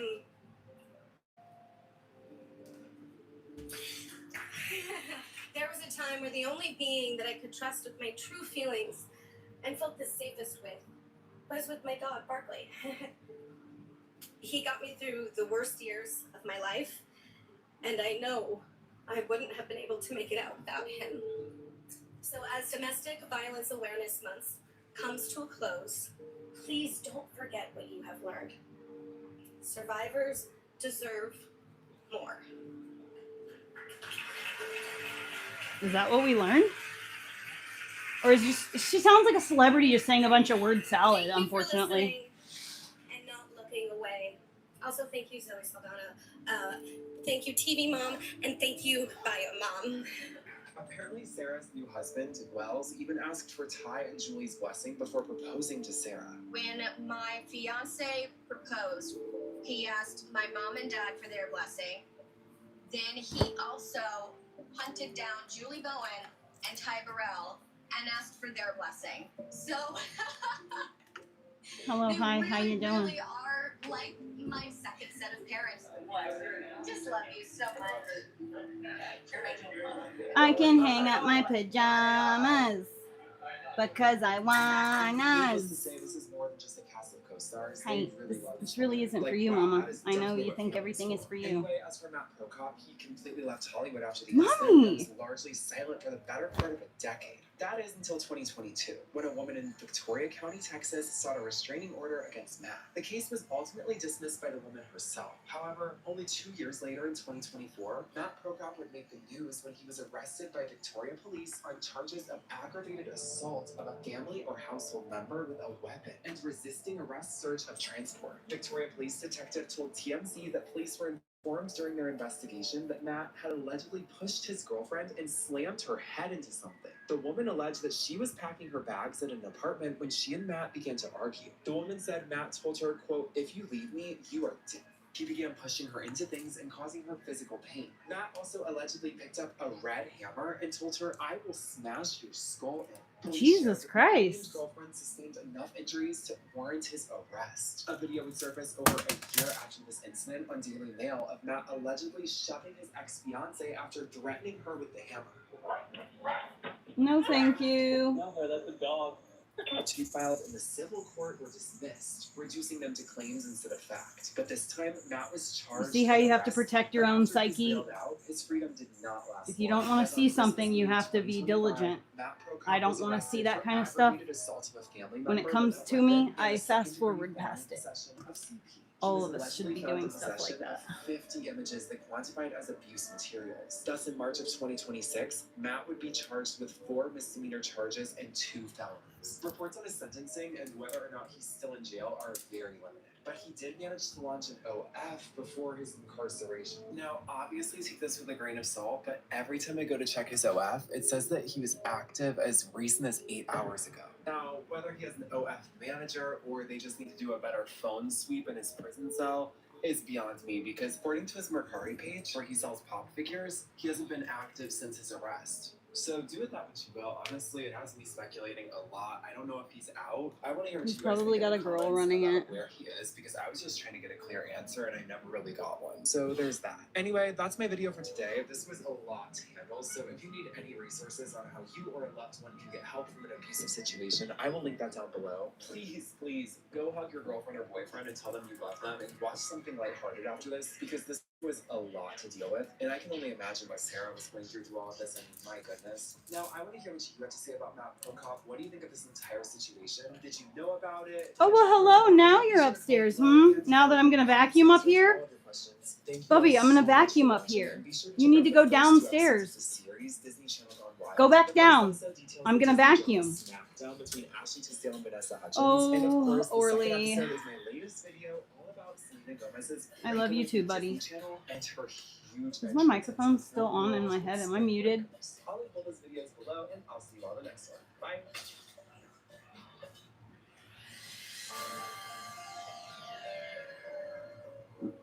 I'm gonna switch over to TikTok so I can watch something copyrighted.